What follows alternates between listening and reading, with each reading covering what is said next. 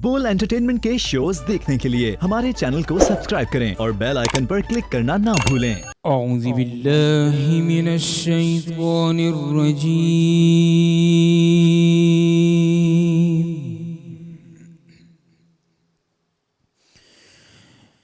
بسم الله الرحمن الرحيم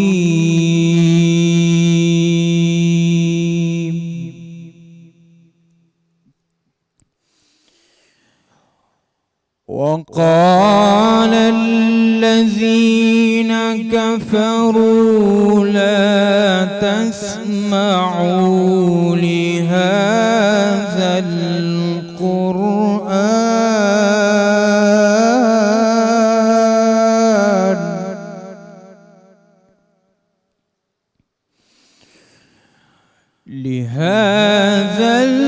القرآن والغوا فيه لعلكم تغلبون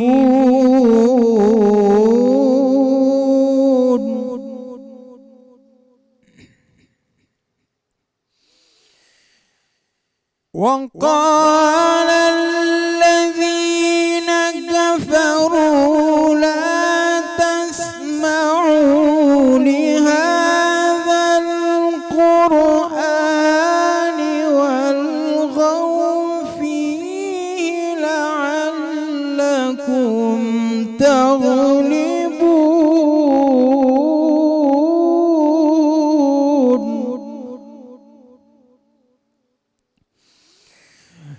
فلنذيقن الذين كفروا عذابا شديدا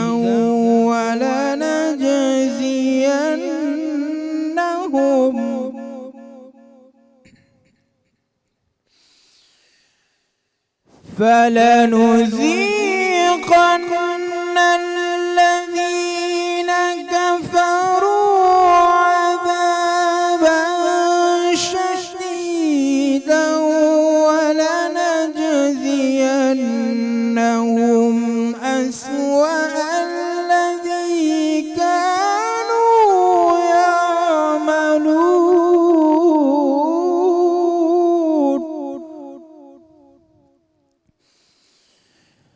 ذلك جزاء أعداء الله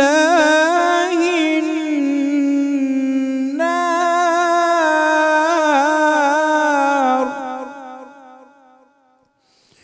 لهم فيها دار الخلد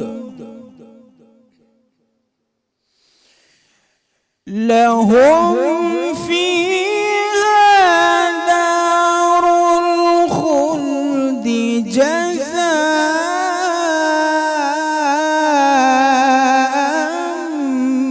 بما كانوا بآياتنا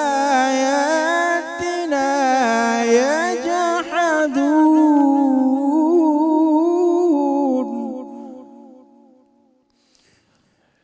لهم فيها دار الخلد جزاء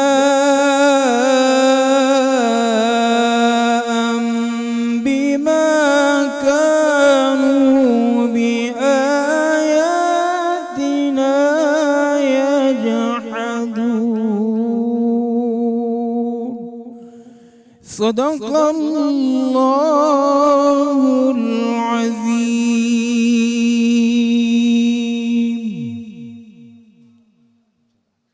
اور ہمارے ساتھ ہمارے علماء کرام یہاں پہ. السلام علیکم آپ سب کو. شب جمعہ مبارک. اور آج پہلا جمعہ ہے جی رمضان کا، اور ہماری بہت ساری دعائیں ان تمام لوگوں کے لیے جو اس دنیا سے جا چکے ہیں. میرے بھی ایک دوست کا کل انتقال ہوا، میں افطار میں بات نہیں کر سکا، اور میرے بڑے پیارے دوست تھے، چلے گئے دنیا سے. اللہ پاک ان کے درجات بلند کرے. آپ پلیز دعا کیجیے گا ان کے لیے. اور کل جب ہم پروگرام کر رہے تھے اس میں ایک دوست انتقال ہو گیا بیچارے جیلانی صاحب, اللہ تعالیٰ ان کی بخشش دعا کیجیے, اللہ بخشش فرمائے, ان کے بہت اچھے انسان تھے نیکی. اور کل بھی جب ہم پروگرام کر رہے تھے تو افطار کی میں بات کر رہا ہوں, اس میں بڑی انٹرسٹنگ ڈسکشن اسٹارٹ ہوئی اور اس میں بہت ساری ایسی چیزیں سامنے آنی شروع ہوئیں جس پہ ہم یہ چاہ رہے تھے کہ اس کو تھوڑا سا آگے بھی ڈسکس کیا جائے, اس پہ بات کی جائے. جب زکوٰۃ کی بات ہو رہی تھی تو میں نے ایک سوال پوچھا, میں نے کہا جی بینک میں تو زکوٰۃ کٹ جاتی ہے جب پیسے موجود ہوتے ہیں تو اس میں, تو 2-3 کچھ ایسی باتیں آئیں تو میں نے کہا کہ نہیں اس پہ تو تھوڑا سا اور ڈسکس ہو جانا چاہیے. تو جی بسم اللہ الرحمن الرحیم, بینک میں تو زکوٰۃ کٹ جاتی ہے. بسم اللہ الرحمن الرحیم. فیصل بھائی گزارش یہ ہے کہ جو بینک کا سسٹم ہے اولاً تو ہمیں اس کو دیکھنا پڑے گا کیا اس کے پاس یہ اختیار ہے شرعی طور پر کہ وہ زکوٰۃ کاٹ سکے, نمبر 1. نمبر 2 یہ کہ کیا بینک کی زکوٰۃ جو وہ کاٹتے ہیں وہ ادا ہوتی ہے, کیونکہ زکوٰۃ میں آپ نے مالک بنانا ہوتا ہے اور جہاں ساتھ میں سود بھی چل رہا ہو وہاں آپ نظام زکوٰۃ کی بھی بات کریں تو یہ بڑی عجیب سی بات لگتی ہے. اس لیے ہم عامت الناس کو, پاکستانی مسلمانوں کو اس بات کا درس دیتے ہیں کہ وہ اپنے پیسوں کا خود حساب کریں, بینک کو وہ منع کر دیں اور خود اپنے ہاتھ سے زکوٰۃ مستحقین تک پہنچائیں. جو قرآن مجید فرقان حمید نے کہا انما الصدقات للفقراء والمساکین, یہ جو قرآن کا تصور ہے ان تک پہنچانا ان کی اپنی ذمہ داری ہے. ہاں اگر ریاست اسلامیہ ہو, واقعتاً ریاست مدینہ ہو تو وہاں پھر عاملین ہوں گے, وہاں پھر وہ زکوٰۃ وصول کریں گے, پھر وہ زکوٰۃ آگے پہنچائیں گے.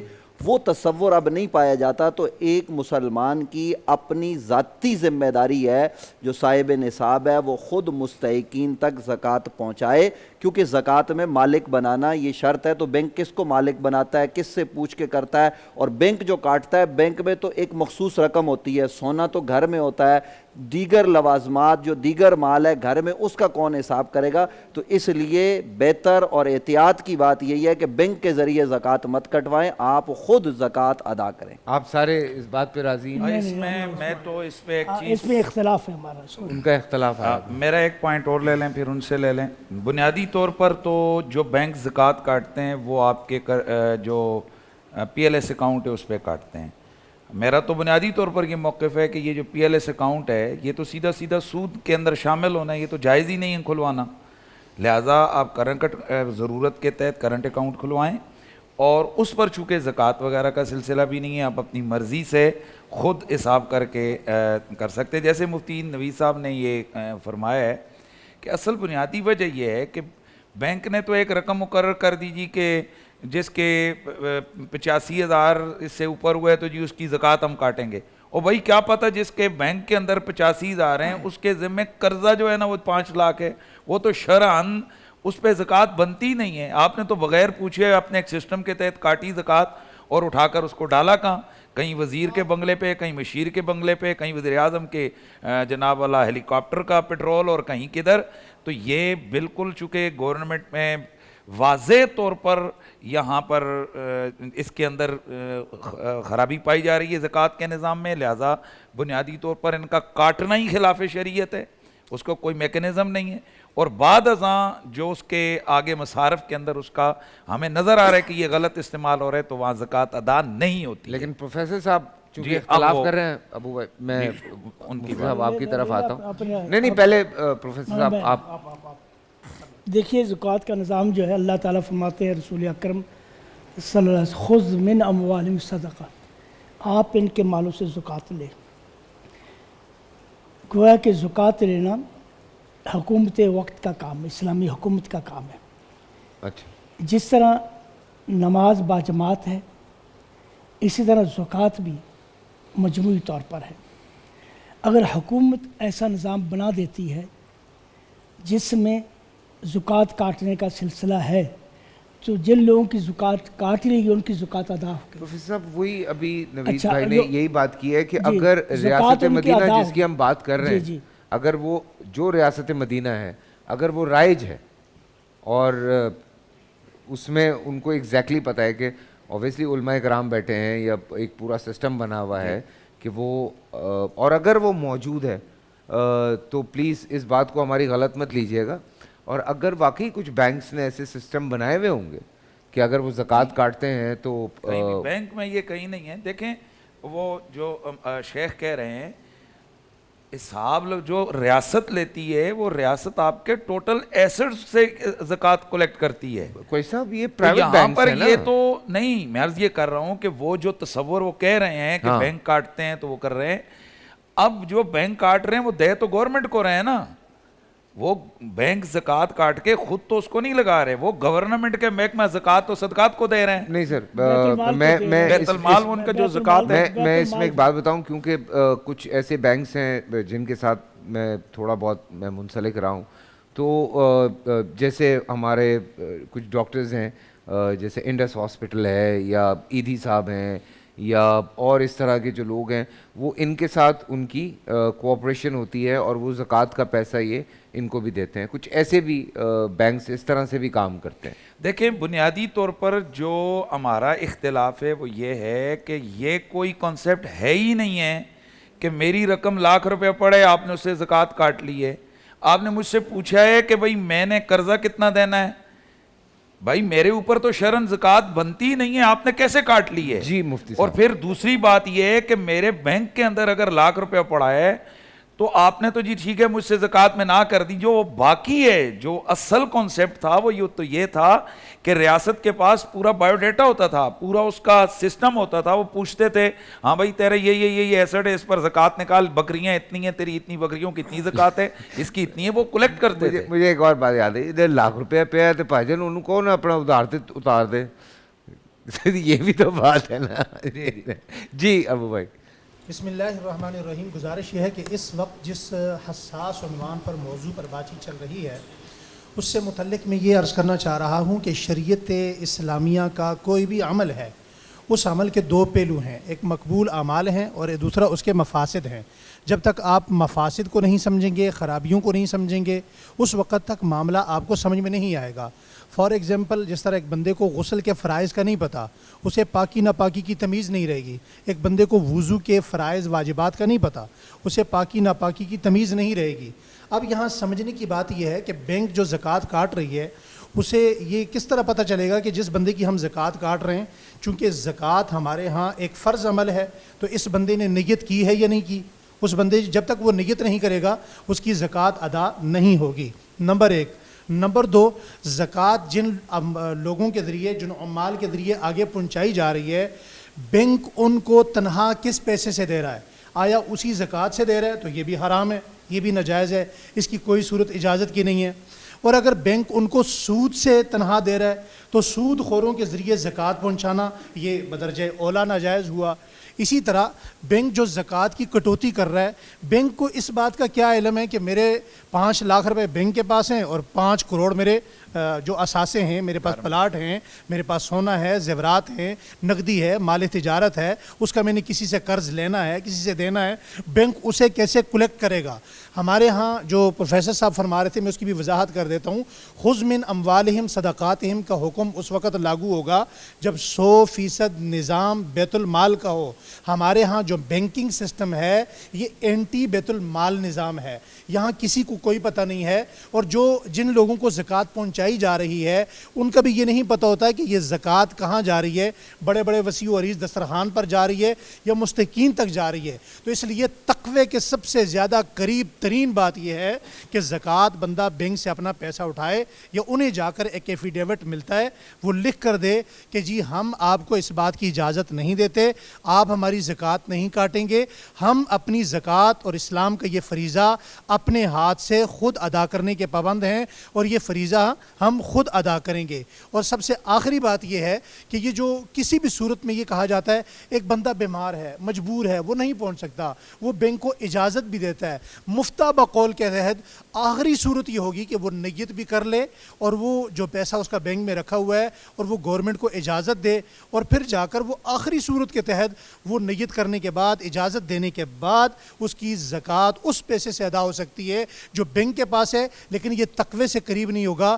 تقوی کے قریب، شریعت کے قریب، مسئلے کے قریب سب سے اہم بات یہ ہے کہ سود کے سسٹم سے نکل کر پاکی کی حالت میں آپ اپنے ہاتھ سے زکوٰۃ دیں اور تلاش کر کے دیں اور اگلے کے دروازے تک خود زکوٰۃ کو پہنچائیں. سبحان اللہ. سو یہ سارے تو اس بات پہ کلیئر ہیں. حولان حول شرط سال، یعنی حولان حول جو ہے نا پورا سال شرط ہے.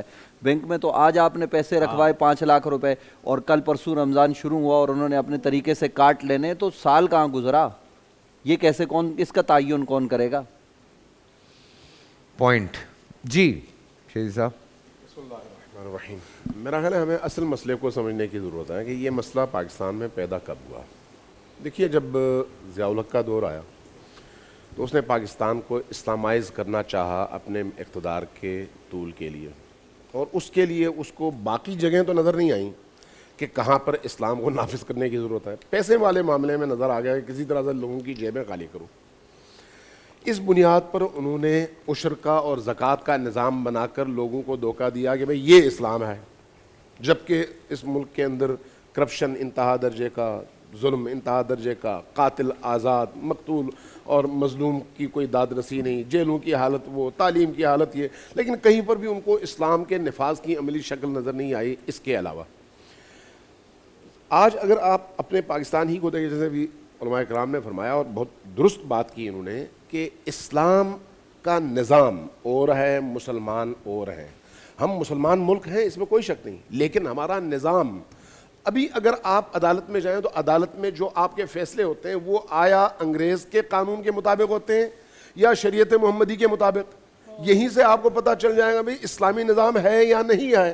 تو اسلامی نظام کے نہ ہونے کے باوجود انگریز کے قانون تلے آپ اسلامی زکوٰۃ اور اسلامی مالیات کا نظام بنانا چاہیں تو یہ کیسے میل کھاتا ہے آپس میں؟ مسئلہ اصل میں یہ ہے.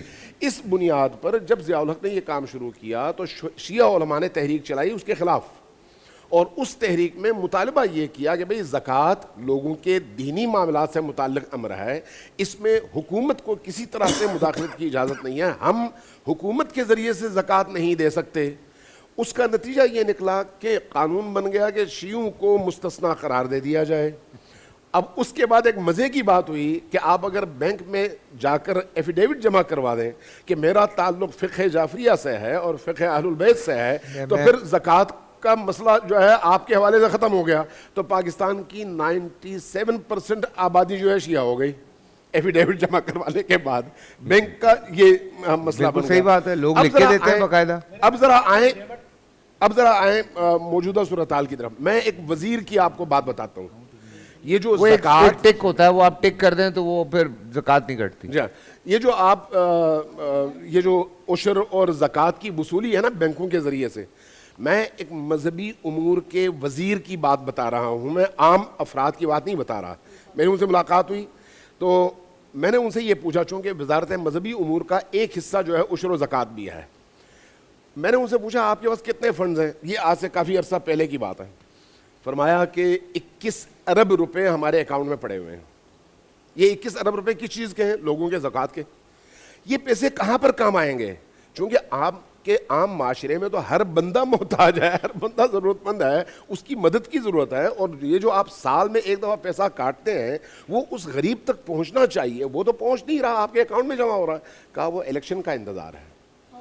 تو جس نظام میں آپ کا شرعی پیسہ حرام میں رشوت کے طور پر سرمایہ داروں کی مضبوطی کے لیے اور معاشرے میں کرپشن کے فروغ کے لیے، ووٹ کی خرید و فروخت کے لیے استعمال ہو رہا ہو، وہاں پر کون مسلمان اس چیز کو قبول کر سکتا ہے؟ Very good.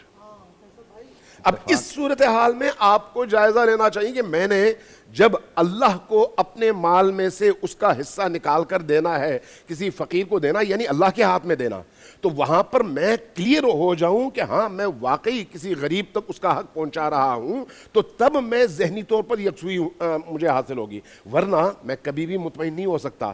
لہٰذا یہ جو سلسلہ بینکوں کے ذریعے سے ہے یہ سر سے پیر تک غلط ہے اور اس کو کوئی فقہ قبول نہیں کرتا. میرے پینل پہ جتنے علماء کرام ہیں، پروفیسر صاحب آپ بھی شاید اب اگری کر گئے یا نہیں؟ آپ نے اگری کیا؟ جیسے اس کا میں چونکہ یہ بات کہنے لگا ہوں جو کہ اس کا غلط استعمال ہے، غلط استعمال ہے، تو آپ بھی اگری کرتے ہیں کہ یہ آپ اس کے غلط استعمال کی ہم مذمت کریں گے. باقی یہ رہا کہ اگر کوئی شخص نہیں کرنا چاہے اس کو اجازت اپنا مال نکال لے زکوٰۃ ہونے سے پہلے. اگر اس کا مال رہ گیا، اگر اس کا مال رہ گیا اور انہوں نے زکوٰۃ کاری، اس کی زکوٰۃ ادا ہوگی. آپ کے ہاں، آپ کی فقہ کے یا آپ کے مکتبہ فکر کے ہاں جو سود کے اوپر مبنی خود اکاؤنٹ ہی غیر شرعی ہے، تو آپ اس پر عبادت کیسے اس پر آپ پیسے رکھیں؟ سودی کیا اس میں پیسے رکھنے جائز ہیں؟ جائز ہی نہیں. تو پھر جب جائز ہی نہیں جو سودی بینک ہے آپ اس کے ساتھ تعاون نہیں کریں. فائنل فیصلہ سنائیں جی، عوام منتظر ہے آپ لوگوں کے فائنل فیصلے. پروفیسر صاحب نے جو بات کی ہے نا وہ یہ ہے کہ جو ریاست مدینہ میں زکوٰۃ لی جاتی تھی نا نبی علیہ السلام کے زمانے میں، حضرات صحابہ کرام کے زمانے میں، وہ بالکل ٹھیک تھی. وہ بات کر رہے تھے، اب کی بات نہیں سن کے یار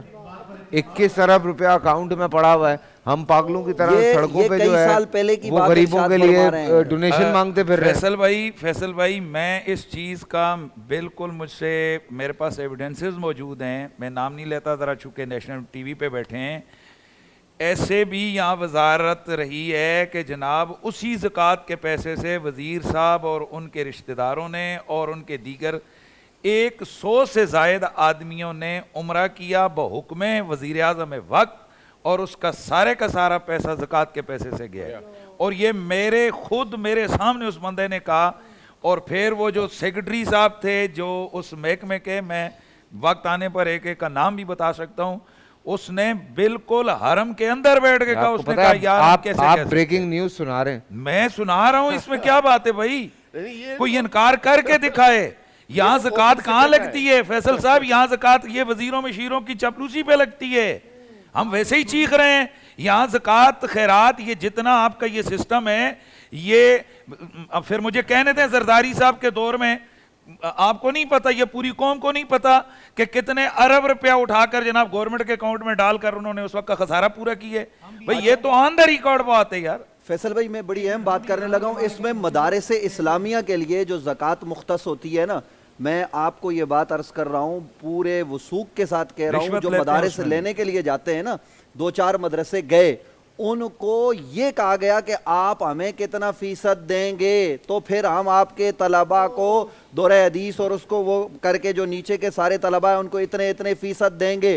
جو مدارس کے لیے بھی ہوتی ہے وہ ان کو نہیں دی جاتی. میں آن دا ریکارڈ کہہ رہا ہوں، خیبر کے PK کے اندر جو محکمہ زکوٰۃ ہے مدارس سے دینیا کے جب لوگ لینے جاتے ہیں ان کا فیصد مقرر ہے آفیسرز کے ساتھ کہ اتنے فیصد آپ دو گے تو مدرسہ کلیئر کریں گے، وگرنہ نہیں کریں گے.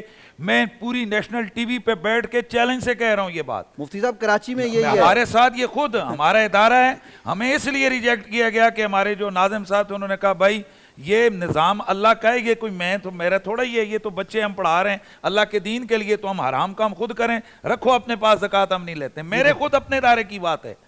کیسی بات کر رہے ہیں؟ اس لیے ہم کہہ رہے ہیں کہ خدا کے لیے یہ ہماری قوم جانے اور سمجھے.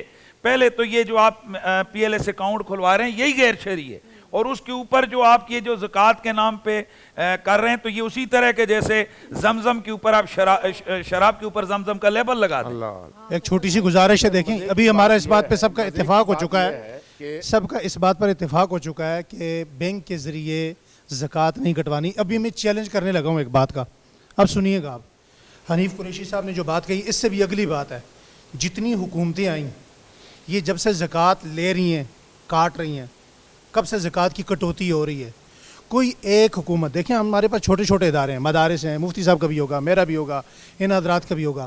ہمارے ادارے میں اگر آپ جا کر کسی وقت کسی حساب کتاب مانگے نا جی، تو صرف ودن 1 منٹ کے اندر ہم پورے سال کا حساب آپ کے سامنے کھول کے رکھ دیں گے. کوئی ایک گورنمنٹ بتا دیں جس نے یہ کہا ہو اس سال ہمارے پاس اتنی زکوٰۃ جمع ہوئی ہے اور اتنا ہم نے فلاں محکمے تک، اداروں تک، مستحقین تک ہم نے پہنچائی ہے. چیلنج ہے کوئی ایک گورنمنٹ بھی یہ ثابت کر دے. چیلنج ہے. میں ایک مزے کی بات کرتا ہوں، دیکھیں اصل مسئلہ ہے پیسہ، اصل مسئلہ ہے کرپشن. نہیں لیکن زکوٰۃ ہے نا شہیدی صاحب. ارے بھائی زکوٰۃ کیا قرآن بیچ کر لوگ کرپشن کرتے ہیں؟ آپ زکوٰۃ کی بات کر رہے ہیں، دین بیچ کر لوگ کرپشن کرتے ہیں، آپ زکوٰۃ کی بات کر رہے ہیں. مجھے یہ بتائیں، یہ جو اوقاف کے نام پر جتنے بھی مزارات جتنے بھی مراکز گورنمنٹ کے قبضے میں ہیں, آپ کو پتہ ہے وہاں پر ایک پوری مافیا ہے, اور جو پورے سال کی آمدن ہے اس کی بندر بانٹ ہوتی ہے, کہیں کسی فقیر فقراء ضرورت مند اور خود اس مزار اور اس مرکز پر کبھی خرچ نہیں ہوتا. یہ کمانے کا ذریعہ ہے, کرپشن کا ذریعہ ہے, اس لیے پیسے دے کر ان وزارتوں میں اور ان عہدوں میں جایا جاتا ہے. پھر یہی کہوں گا کہ کچھ لوگ اگر اس بات پہ ناراض ہوتے ہیں کہ جی ہمارے علماء کرام جو ہیں وہ کچھ نہیں کر رہے, تو آپ لوگوں کو مل کے پھر اس چیز پہ آوازیں اٹھانی چاہیے. آپ لوگوں کے پاس سوشل میڈیا ہے, آپ یہ کریں گے تو ہم ریاست کے باغی کہلائیں گے, ہمارے خلاف ریاست کے باغی کہلائیں گے یار. آپ ارے بھائی یہاں تو آسان کام ہے فیصل صاحب, جو مولوی سچی بات بولے اس کے خلاف شیڈول 4 ڈال کے ٹھکا لگاؤ اور اٹھا کر ڈال دو جیلوں میں. آپ کو میں ایسے سینکڑوں علماء بتا سکتا ہوں. ہم لوگ پچھلے سے پچھلے سال ٹی وی چینل پہ بولے, ہمارے خلاف تھوڑے انہوں نے ایکشن لیے ہیں. آپ کیسی بات کریں گے؟ ابھی جو میں بات کروں پتہ نہیں اس پہ ان کو کتنی تکلیف ہوگی. آسان کام ہے, سب سے آسان کام ہے. کسی ایک صحافی کے خلاف اگر کوئی حکومت ایکشن لیتی ہے اس پر ساری قوم کھڑی ہو جاتی ہے. یہاں واحد ایک پسا ہوا طبقہ علماء کا ہے, ان کے خلاف جو جناب پرچے ہو رہے ہیں, جو مرضی الزام لگا دو, ان کو جیلوں میں ٹھونس دو. ہے کوئی پوچھنے والا؟ بتائیں, ہے کوئی پوچھنے والا؟ آسان کام ہے. دہشت گردی کو فروغ دے رہے تھے, آسان کام ہے بس. تو یہ ایسے نہیں ہے, یہ ہمارا یہاں ایک المیہ ہے. سچی یہ بات تو کریں, شکر ہے فرقہ آپ نے واریت کو ہمت بات کی ہے, ہمت کی ہے آپ نے کہ جناب آپ نے آج یہ بات کی ہے. حالانکہ یہ ابھی ہمارا اس بات پر اتفاق ہو گیا نا, ہم یہی اب ہمارا میڈیا اس میں کتنا ساتھ دے گا. جی جی نہیں سوچنے والی بات ہے. فیصل بھائی اس میں یہ کہہ رہا تھا, ایک اخلاقی جو شریعت نے خاص طور پہ اگر بینک کاٹ لے گا تو خاندان میں جو رشتہ دار غریب ہیں ان کو زکاتیں کہاں سے جائیں گی؟ اصل تو اہل کو دیکھنا. شاہ صاحب بریک سے واپس آتے ہیں, آپ ہی سے شروع کر رہا ہوں, چھوٹا سا بریک سے واپس آ رہے ہیں.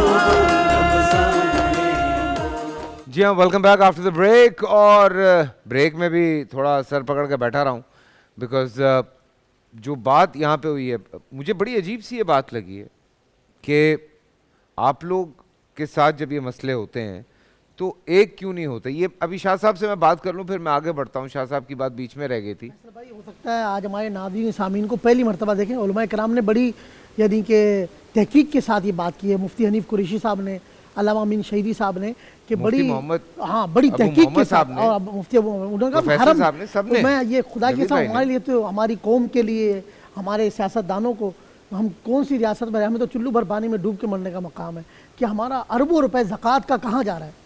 اور پھر آپ یہ دیکھیں کہ اخلاقی سب سے پہلا فرض یہ ہے, علماء کرام بیٹھے ہیں ماشاءاللہ طفل مکتب, کہ ہم نے تو اپنے زکوٰۃ سے اپنے خاندان کے غریب فقراء مساکین جو ہمارے خاندان میں پہلا حق ہے ان کو ڈھونڈ کے تلاش کر کے دینا ہے. تو جب بینک پیسے کاٹ لے گا تو وہ جو ہمارے خاندان کے غریب فقراء وہ کہاں جائیں گے, وہ کس کے دروازے پہ جائیں گے؟ تو زکوٰۃ تو اس لیے آئی تھی کہ غربا فقراء مساکین کا خیال کیا جائے گا.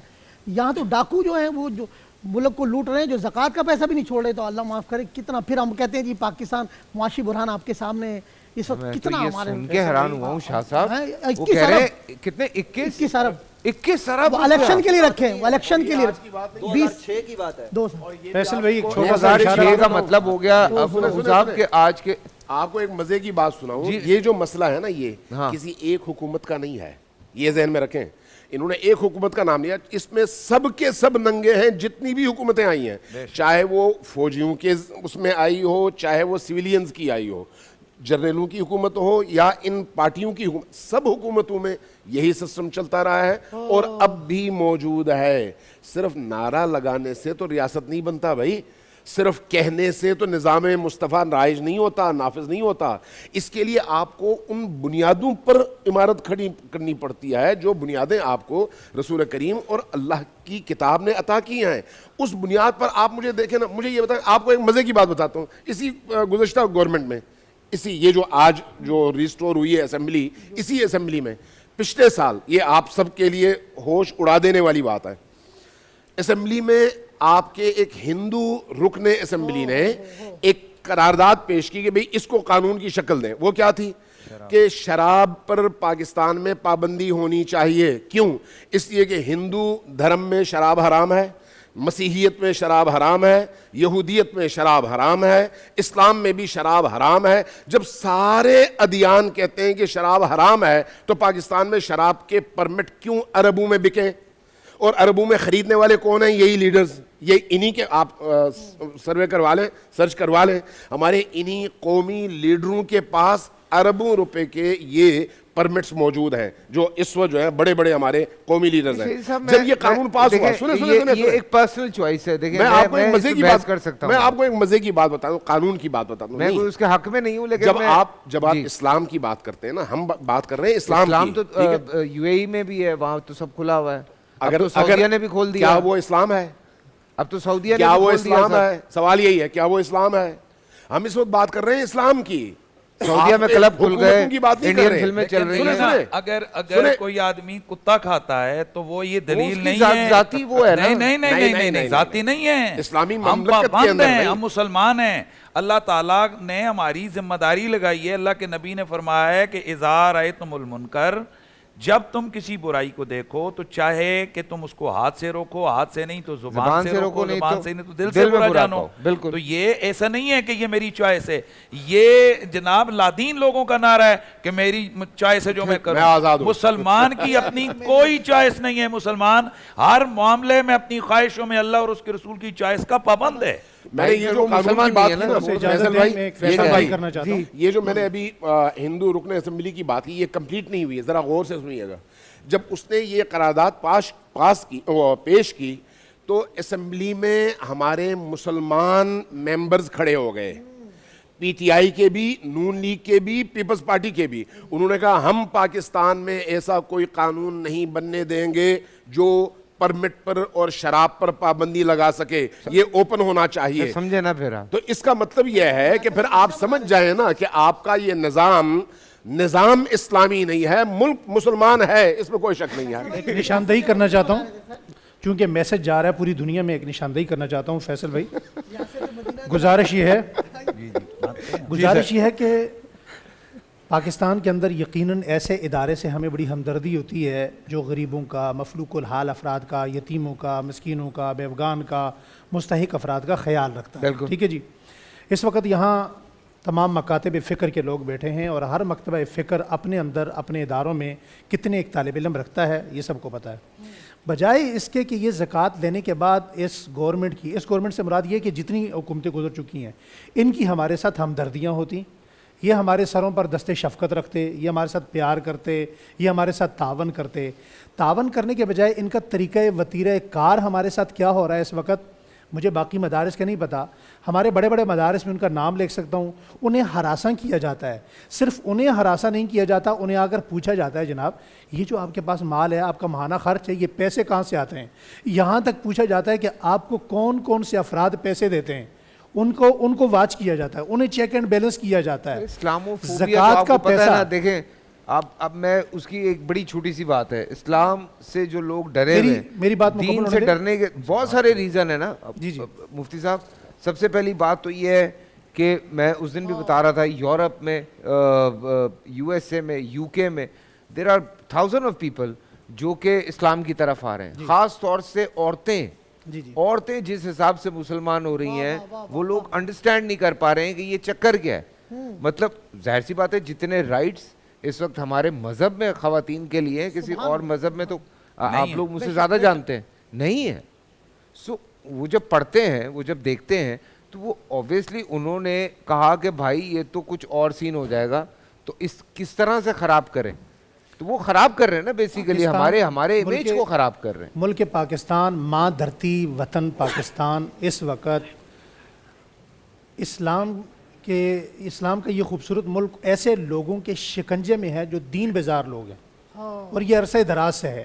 یہ دین بیزار طبقہ وہ ہے جو نہ خود دین کو پسند کرتا ہے, جسے نہ ہی دیندار لوگ پسند ہیں. انہیں مدارس پسند نہیں ہیں, انہیں چہرے پہ سنت رسول پسند نہیں ہے, انہیں سر پہ پگڑی پسند نہیں ہے, انہیں ہمارا سنت والا لباس پسند نہیں ہے.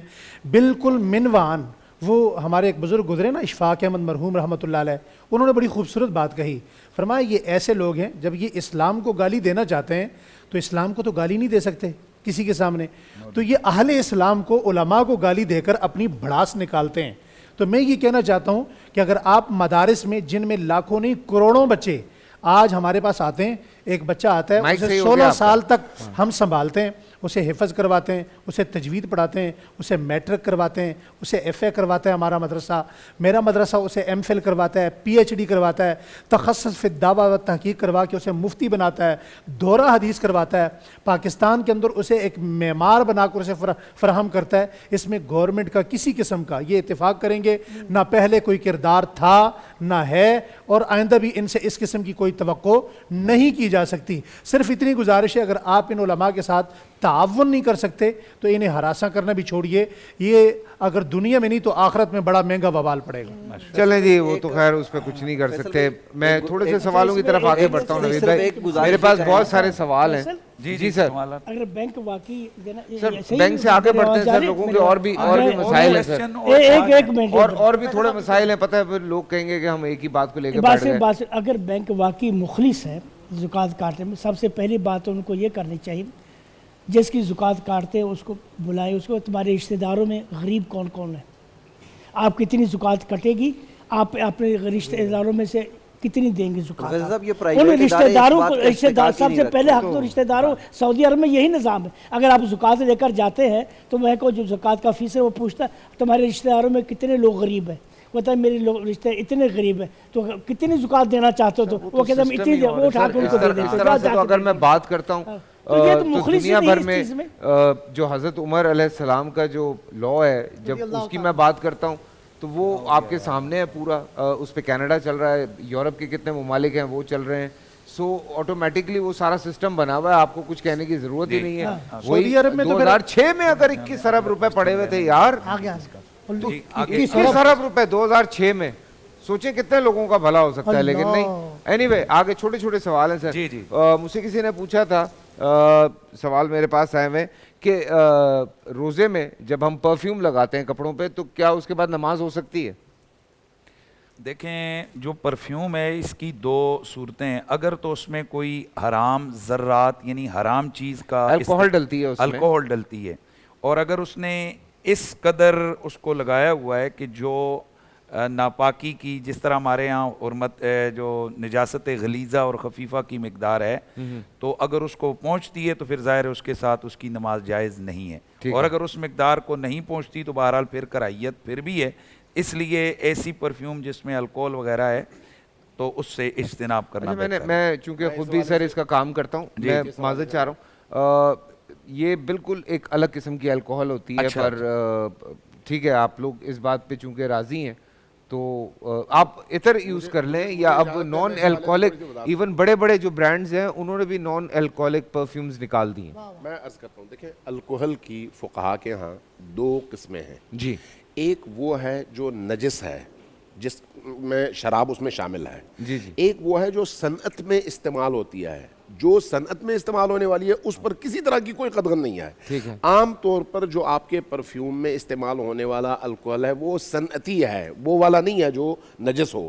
تو اس لیے اگر آپ سینٹ استعمال کرتے ہیں، پرفیوم استعمال کرتے ہیں، عطر استعمال کرتے ہیں تو کوئی حرج نہیں ہے، بلکہ نماز میں تو آپ کو خوشبو لگا کر آنے کا حکم ہے۔ لیکن ایسی اس لیے خوشبو جس سے دوسرے کو پرابلم ہو تو ہاں وہ پھر الگ موضوع، اس کا موضوع بدل گیا نا، پھر تو آپ کی طرف سے کسی کو اگر تکلیف ہو، آپ اگر اونچے آواز میں قرآن پڑھتے ہو کسی کو تکلیف ہو تو وہ بھی آپ کو نہیں کرنا چاہیے، وہ ایک الگ بحث ہے۔ لہسن اور پیاز کی بات کر رہے تھے، بالکل اس کا بھی خاص طور سے ہے، اور آج کل وہ ایک تیز قسم، میں خود ذرا مجھے وہ الرجی ہے، وہ جناب گلے لالا اور گلے مست پتہ نہیں کیا وہ لگاتے ہیں، یقین کریں کہ وہ کیمیکل ہوتے ہیں، طبیعت جو ہے نا وہ ہوتے ہیں، کیمیکل ہوتے ہیں اس میں، تو طبیعت خراب ہو ہوتی ہے۔ اس سے بھی سوچنا چاہیے کہ ہم جو عطر لگا کے جا رہے ہیں وہ اتنی نہ ہو کہ جو دوسروں کو جناب وہ تکلیف دے رہی ہو۔ ٹھیک ہے جی، اگلے سوال کی طرف میں بڑھ رہا ہوں۔ شہروں میں پولوشن بڑھتی جا رہی ہے دن بہ دن، بہت مٹی اڑ رہی ہے، ہوا میں بڑا پولوشن ہے، سو اگر اس میں کوئی ناک منہ سے مٹی اندر جاتی ہے تو اس سے روزے کو تو کوئی نقصان نہیں پہنچتا؟ نہیں، ایسی صورت میں روزے پر کوئی اثر نہیں پڑے گا، اس کا روزہ کامل ہے۔ کامل، جی جی۔ جی ہاں، یعنی اگر وہ اس مقدار میں ہو کہ آدمی محسوس کرے باہر سے کوئی مادی مٹیریل میں کوئی چیز حلق کے اندر اتری ہے تو پھر آپ کے روزے پر اثر پڑتا ہے، ورنہ عام ہوا میں جو گرد و غبار ہے اس سے کوئی فرق نہیں پڑتا. بس یہ اتنا فرق پڑتا ہے کہ آپ کو نزلہ ہو سکتا ہے، کھانسی ہو سکتی ہے، آپ کو بخار ہو سکتا ہے، اور کوئی فرق نہیں پڑ سکتا. بالکل.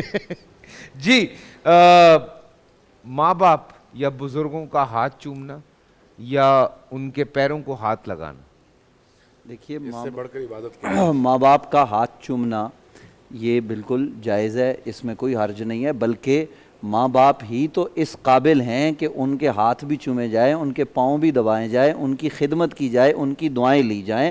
اور یہ ہمیں کرنے اول میں ملتا ہے کہ حضرات صحابہ کرام نبی علیہ السلام کے ہاتھوں کو، بلکہ بعض روایات میں نبی علیہ السلام کے قدمین کو بوسہ دیا کرتے، اور اسی طریقے سے اپنے والدین کا اکرام کیا کرتے. قرآن مجید فرقان حمید نے ہمیں یہ درس دیا ہے وَقَضَىٰ رَبُّكَ أَلَّا تَعْبُدُوا إِلَّا إِيَّاهُ وَبِالْوَالِدَيْنِ إِحْسَانًا إِمَّا يَبْلُغَنَّ عِندَكَ الْكِبَرَ أَحَدُهُمَا أَوْ كِلَاهُمَا فَلَا تَقُل لَّهُمَا أُفٍّ وَلَا تَنْهَرْهُمَا وَقُل لَّهُمَا قَوْلًا كَرِيمًا.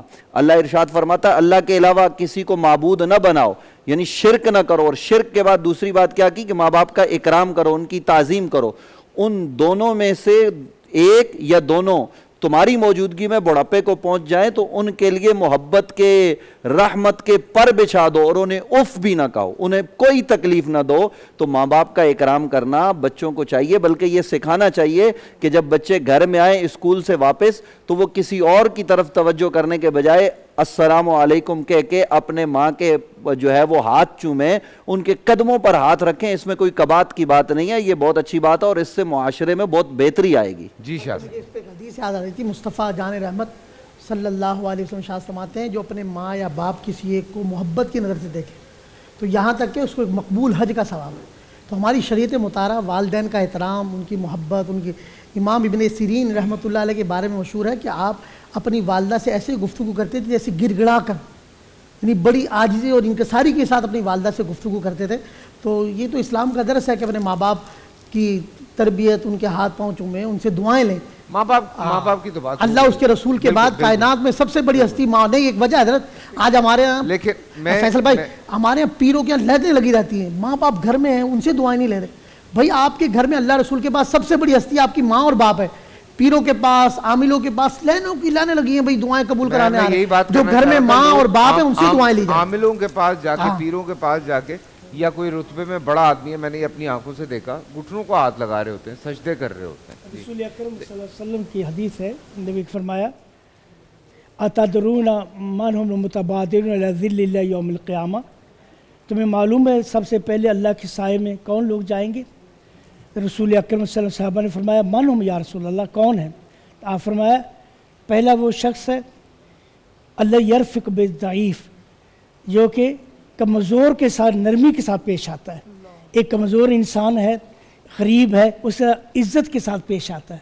اور فرمایا دوسرا وہ ہوگا شفیق الوالدین، جو اپنے ماں باپ پر شفیق ہے. لیکن لفظ شفیق کہا ہے، شفقت محبت سے بڑھ کر ہے. شفقت یہ ہوتی ہے آپ اپنے بچے پر شفیق ہوتے ہیں. اگر بچہ آپ پر پیشاب بھی کرتا ہے آپ کو برا محسوس نہیں ہوتا، بچے کی کوئی حرکت آپ کو محسوس. دوسرا یہ ہے الاحسان المملوک، اپنے زیر دست لوگوں کے ساتھ احسان کرنا. احسان کا معنی یہ ہے کہ اس کے حق سے بڑھ کر اسے دے دیں. بس ایک شخص کی تنخواہ 15,000 روپے، آپ نے اس کو دے دیا وہ تو اس کا حق ہے، اس سے زیادہ دینا احسان ہے. تو یہ ایسی چیز ہے، شفقت الوالدین جو ہے ایسی چیز ہے جو انسان کو قیامت والدین اللہ کی سائے تلے لے جائے گی. چھوٹی سی حدیث ایڈ کر لیں اس میں. ہاں چلیں آپ بات کر لیں. ایک حدیث مبارکہ ہے سخط الرب و سخط الوالد رضی الرب و رضی الوالد. اسی کو دوسرے یوں کہا گیا سخط الرب و سخط الوالدین رضی الرب و رضی الوالدین. والدین راضی ہیں تو اللہ راضی ہے، والدین ناراض ہیں تو آپ جتنی مرضی کر لیں، جتنے مرضی طواف کر لیں، یہ قسمت کے چکر ہیں، اللہ آپ سے راضی نہیں ہے. ہاتھ چومنے کا سوال پیدا ہوا تھا تو میری گزارش یہ ہے کہ والدین سے اولاد کو تو محبت پراپر ملتی ہے بلکہ ڈبل ملتی ہے، مگر آج جس معاشرے میں ہم رہ رہے ہیں والدین محروم ہیں اولاد کی محبت سے، تو جو آج تک نہیں چوم رہے تھے ان سے گزارش ہے کہ آج کے بعد آپ اپنے والدین کا، والدہ کا، والد کا ہاتھ چومنا شروع کریں، اور جتنے حضرات تک یہ میسج جا رہا ہے وہ ضرور سنیں اور اس پر عمل کریں۔ آپ دیکھیں آپ کو دنیا میں کسی کی دعاؤں کی ضرورت نہیں پڑے گی، روزانہ رات کو آپ کے والدین اجازت دیں یا نہ دیں آپ اپنے ماں باپ کے پاؤں دبا کر سوئیں، اور جن کے والدین دنیا سے چلے گئے ان سے گزارش ہے اس محبت کا اگر آپ اظہار چاہتے ہیں تو ہر جمعے کو والدین کی قبر پہ جا کے دعا کریں، فاتحہ پڑھیں، انشاءاللہ اللہ تعالیٰ قیامت کے دن آپ کو والدین کی اس محبت کا وہ صلہ دیں گے جس کا آپ تصور بھی نہیں کر سکتے۔ آپ نے جو کوشچن کیا تھا وہ یہ تھا کہ ماں باپ کے پاؤں کو چومنا اور اس کے بعد جو ہے نا یہ کسی کے سجدہ کرنا یا گوڈے گٹے کو ہاتھ لگانا۔ امام سرخسی رحمۃ اللہ تعالی علیہ مبسوط کے اندر ایک روایت لے کر آئیں کہ اللہ کے نبی صلی اللہ علیہ وسلم نے ارشاد فرمایا کہ جس نے والدہ کے پاؤں چومے وہ یوں سمجھے اس نے جنت کی چوکھٹ کو بوسہ دے دیا۔ اس میں ہمارے ہاں اہل سنت کے جو حلقے ہیں ان میں کوئی اختلاف نہیں ہے کہ والدین کے یا بزرگ اکابر کے جو دینی لحاظ سے بڑے ہوں ان کے ادب سے ہاتھ چوم لینا یا ان کے پاؤں کو بوسہ دے دینا۔ اب اگلا جو سوال کا حصہ ہے وہ یہ ہے کہ کسی کے سجدہ کرنا یا کسی کے جو ہے نا وہ گوڈے گٹے کا یہ ایسے کرنا، یہ عرفی والے سے تو معاملات ہو سکتے ہیں، شرعی والے سے ہمارے پاس کوئی ایسی نظیر نہیں ہے کہ اللہ کے نبی کے صحابہ کبھی کسی کے جھک کر کسی کے گوڈوں کو ہاتھ لگا کر ملے ہوں۔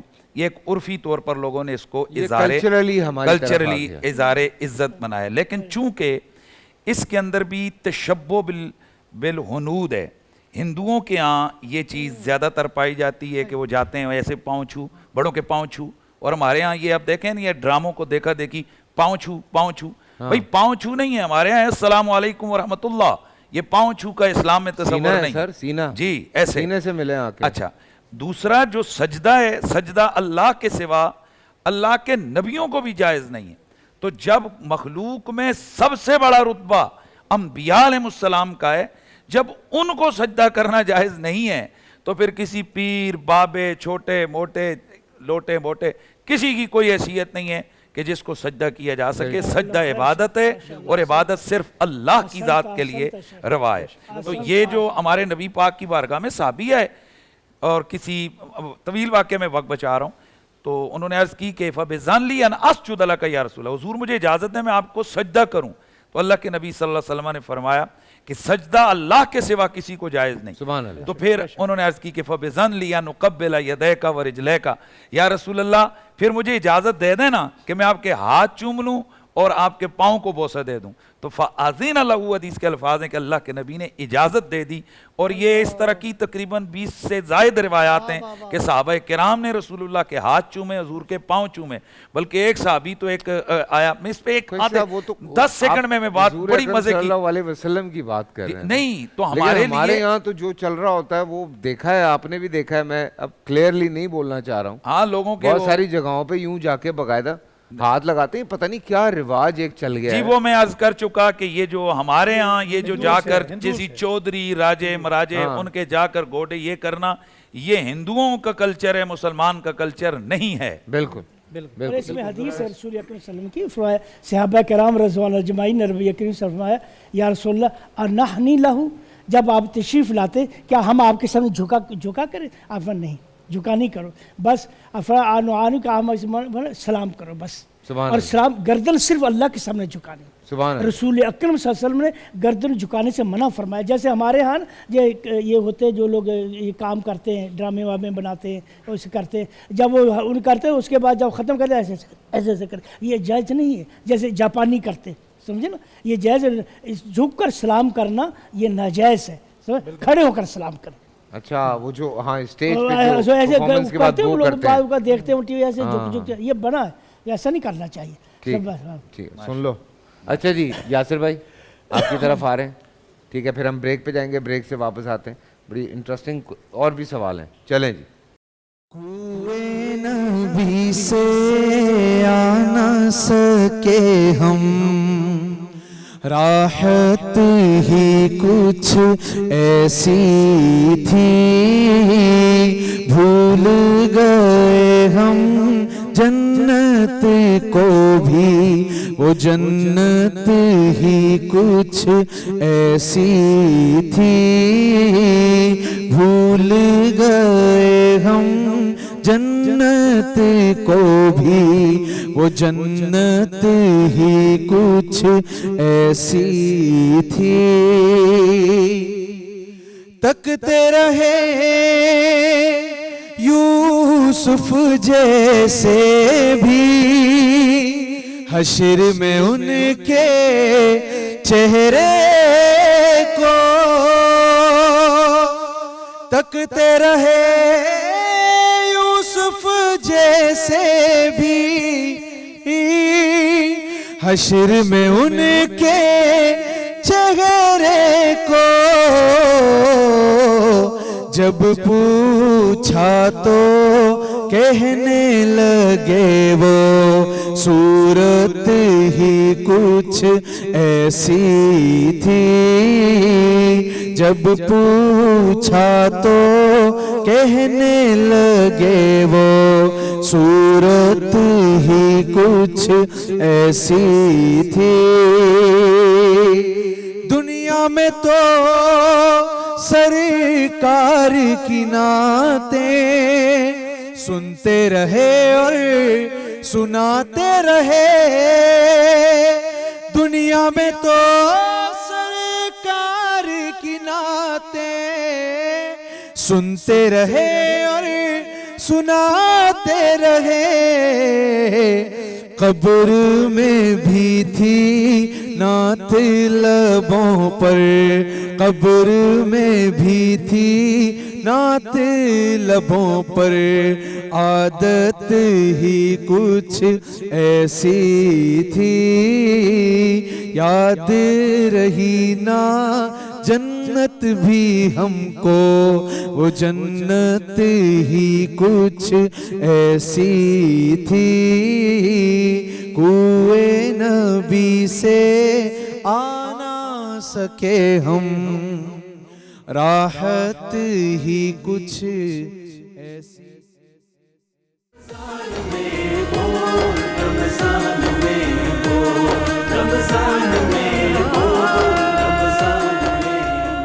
جی ہاں ایک دفعہ پھر آپ سب کو خوش آمدید کہتا ہوں رمضان میں بول سحر ٹرانسمیشن ہماری خصوصی نشریات ہم آپ کے ساتھ ہیں کچھ سوالات بڑے زبردست تھے اور ایسے ایسے حقائق سامنے آ رہے ہیں جو واقعی مجھے بھی ہلا دیا انہوں نے اور میں خود بھی پریشان ہو گیا کہ کیا کہہ سکتے ہیں اس بارے میں ہم یہاں صدقہ خیرات کی بات کر رہے تھے بات وہاں سے نکل کے بہت آگے تک چلی گئی اور بہت ہی آگے تک چلی گئی پر کوئی نہیں جی کیا کر سکتے ہیں یہ سسٹم جب تک صحیح نہیں ہوگا تب تک یہی سب چلتا رہے گا اور پتہ نہیں یہ سسٹم کب صحیح ہوگا میرے پاس بھی آپ لوگوں کے بہت سارے سوالات ماں باپ کے حوالے سے بھی ہم نے بات کی والدین کے حوالے سے بھی ان کے حقوق کے حوالے سے بھی اوبویسلی ہم سبھی لوگ جانتے ہیں کہ ان کے حقوق میں کیا کیا ہے اور ایک سوال یہ خاص طور سے رمضان کے حوالے سے سوال ہے آپ سب سے لوگوں نے دیکھا ہے کہ مساجد میں خاص طور سے ظہر کے اوقات میں لوگ نماز پڑھنے آتے ہیں تو آ کے وہیں سو جاتے ہیں اور پھر عصر کی نماز پڑھتے ہیں مسجد میں سوتے ہیں سو اس حوالے سے اگر تھوڑا سا ہم اس کو دیکھیں اگر تو کوئی نمازی نماز پڑھنے کے لیے آیا ہے اور اس نے وہاں اعتکاف کی نیت کی ہے اور وہاں اس کی آنکھ لگ گئی ہے تو اس میں اس کو جسے کہتے ہیں اجازت دی جائے گی لیکن مسجد کی لائٹیں چلا کے مسجد کے پنکھے چلا کے اور بغیر اعتکاف کی نیت کے ویسے ہی جس طرح عام طور پر گرمیوں میں ہم نے یہ دیکھا ہے کہ وہ جا کر سو جاتے ہیں یہ اس کی اجازت نہیں ہے کیونکہ آلریڈی وہاں پر مسجدیں عبادت الہیہ کے لیے جو ہے نا وہ بنائی گئی ہیں الا یہ کہ وہاں اگر کوئی اعتکاف بیٹھا ہوا تو ظاہر ہے وہ اس اعتکاف کا مقصد بھی اللہ تعالیٰ کی یکسوئی کے ساتھ عبادت بجا لانا ہے تو وہ اس کے تحت ہو کر اس کا سونا یا اس کا وہاں ان چیزوں کا استعمال کرنے کی اجازت ہوگی علاوہ ازیں یہ جو صورتحال ہے ویسے ہی جا کے مسجدوں میں یہ لائٹیں آن کر لینا یا جا کر پنکھے آن کر لینا, AC آن کر لینا, اس کی اجازت نہیں ہے. بالکل نہیں ہے. جی اس میں بخاری شریف کی روایت ہے کہ مسجد میں سونا جائز ہے. جائز ہے. جائز ہے. مجھے نصاب جنان فی المسجد. حضرت عبداللہ بن عمر رضی اللہ تعالی عنہ شادی سے پہلے مسجد میں سوتے تھے, اور رسول کئی صحابہ تھے جو کہ مسجد میں رہتے تھے, سمجھنا. تو ہمارے حدیث میں آتا ہے صحابہ کرام رضی اللہ عنہ صحابہ مسجد میں سوتے تھے, مسجد میں سونا منع نہیں ہے, سمجھے. بعض صحابہ کرام جو ہے حضرت ابی ہریرہ کے بارے میں آتا ہے سو جاتے مسجد, اور بعض اوقات وہ انسان کو احترامی صورت بھی پیدا ہو جاتی ہے, اٹھ کر چلے جاتے, تو مسجد میں سونا کوئی منع نہیں ہے. استثنائی صورت ہے, وہ استثنائی صورت یہ ہے کہ اس طرح بہت سارے صحابہ جو اصحاب صفہ میں سے تھے جن کا کوئی جگہ ہی نہیں تھی, اللہ کے رسول نے ان کو اجازت دی ہوئی تھی. تو جب اللہ کا رسول کسی خاص حوالے سے کسی کو اجازت دے دے, وہ چیز خلاف کیا صحیح نہیں, اس پر ہماری عقل کی بات نہیں ہے. تو بجلی بھی نہیں تھی. یہاں آج کی جو صورتحال ہے جو موجودہ حالات میں ہم کر رہے ہیں کہ مساجد کی کیوں وہ سو رہا ہے, سوال یہ ہے کہ اس کے سونا کیا ہے. کیا وہ ایک مسجد کا طالب علم, یعنی بعض اوقات مدارس اور مساجد اکٹھی ہوتی ہیں, جوائنٹ ہوتی ہیں, وہاں مساجد کے اندر طلباء ہوتے ہیں, علماء ہوتے ہیں, وہ آئے ہوئے ہوتے ہیں تعلیم کے لیے, وہ سو گئے, اس کی ہمیں کسی کو نہیں ہے. یہاں یہ ہے کہ جناب دوپہر کے وقت جا کر یہ جو دکاندار ہیں یہ جا کر پنکھا آن کیا, نماز شماز کوئی نہیں, جا کر سو گئے, اس کی ہم کہاں سے کیسے اجازت دے سکتے ہیں. جی اس حوالے سے چند باتیں عرض کرتا ہوں. دیکھیے پہلی بات تو جو آپ کا پہلا سوال تھا نا وقفے سے پہلے, والدین, اس پہ مجھے ٹائم نہیں ملا. میں چاہ رہا تھا اس میں ایک نقطے کا اضافہ کروں, پھر اس موضوع کی طرف آؤں گا جو ابھی آپ نے اٹھایا. قرآن کریم کی تمام آیات کا آپ جائزہ لیں, کہیں پر بھی والدین کو اللہ نے یہ حکم نہیں دیا کہ اپنے بچوں سے محبت کرو, اپنے بچوں پر شفقت کرو, اپنے بچوں کے لیے ایثار کرو, اپنے بچوں پر اپنی ہر چیز نچھاور کرو. کیوں حکم نہیں دیا؟ جبکہ اس کے مقابلے میں متعدد آیات ہیں جہاں پر کہا کہ اپنے والدین کا خیال رکھو, اپنے والدین کا احترام کرو, اپنے والدین کے سامنے خضوع اور خشوع کا مظاہرہ کرو, اپنے والدین کی خدمت میں کوئی کسر نہ چھوڑو. یعنی دو الگ الگ چیزیں ہیں. پہلے مرحلے میں جب بچوں کی بات آتی ہے تو وہ اللہ تبارک و تعالیٰ نے والدین کی فطرت میں رکھی ہے, اس لیے آپ کو والدین سے کہنے کی اور نصیحت کرنے کی ضرورت ہے ہی نہیں, وہ اپنی زندگی تباہ کر دیتے ہیں اپنے بچوں کے لیے.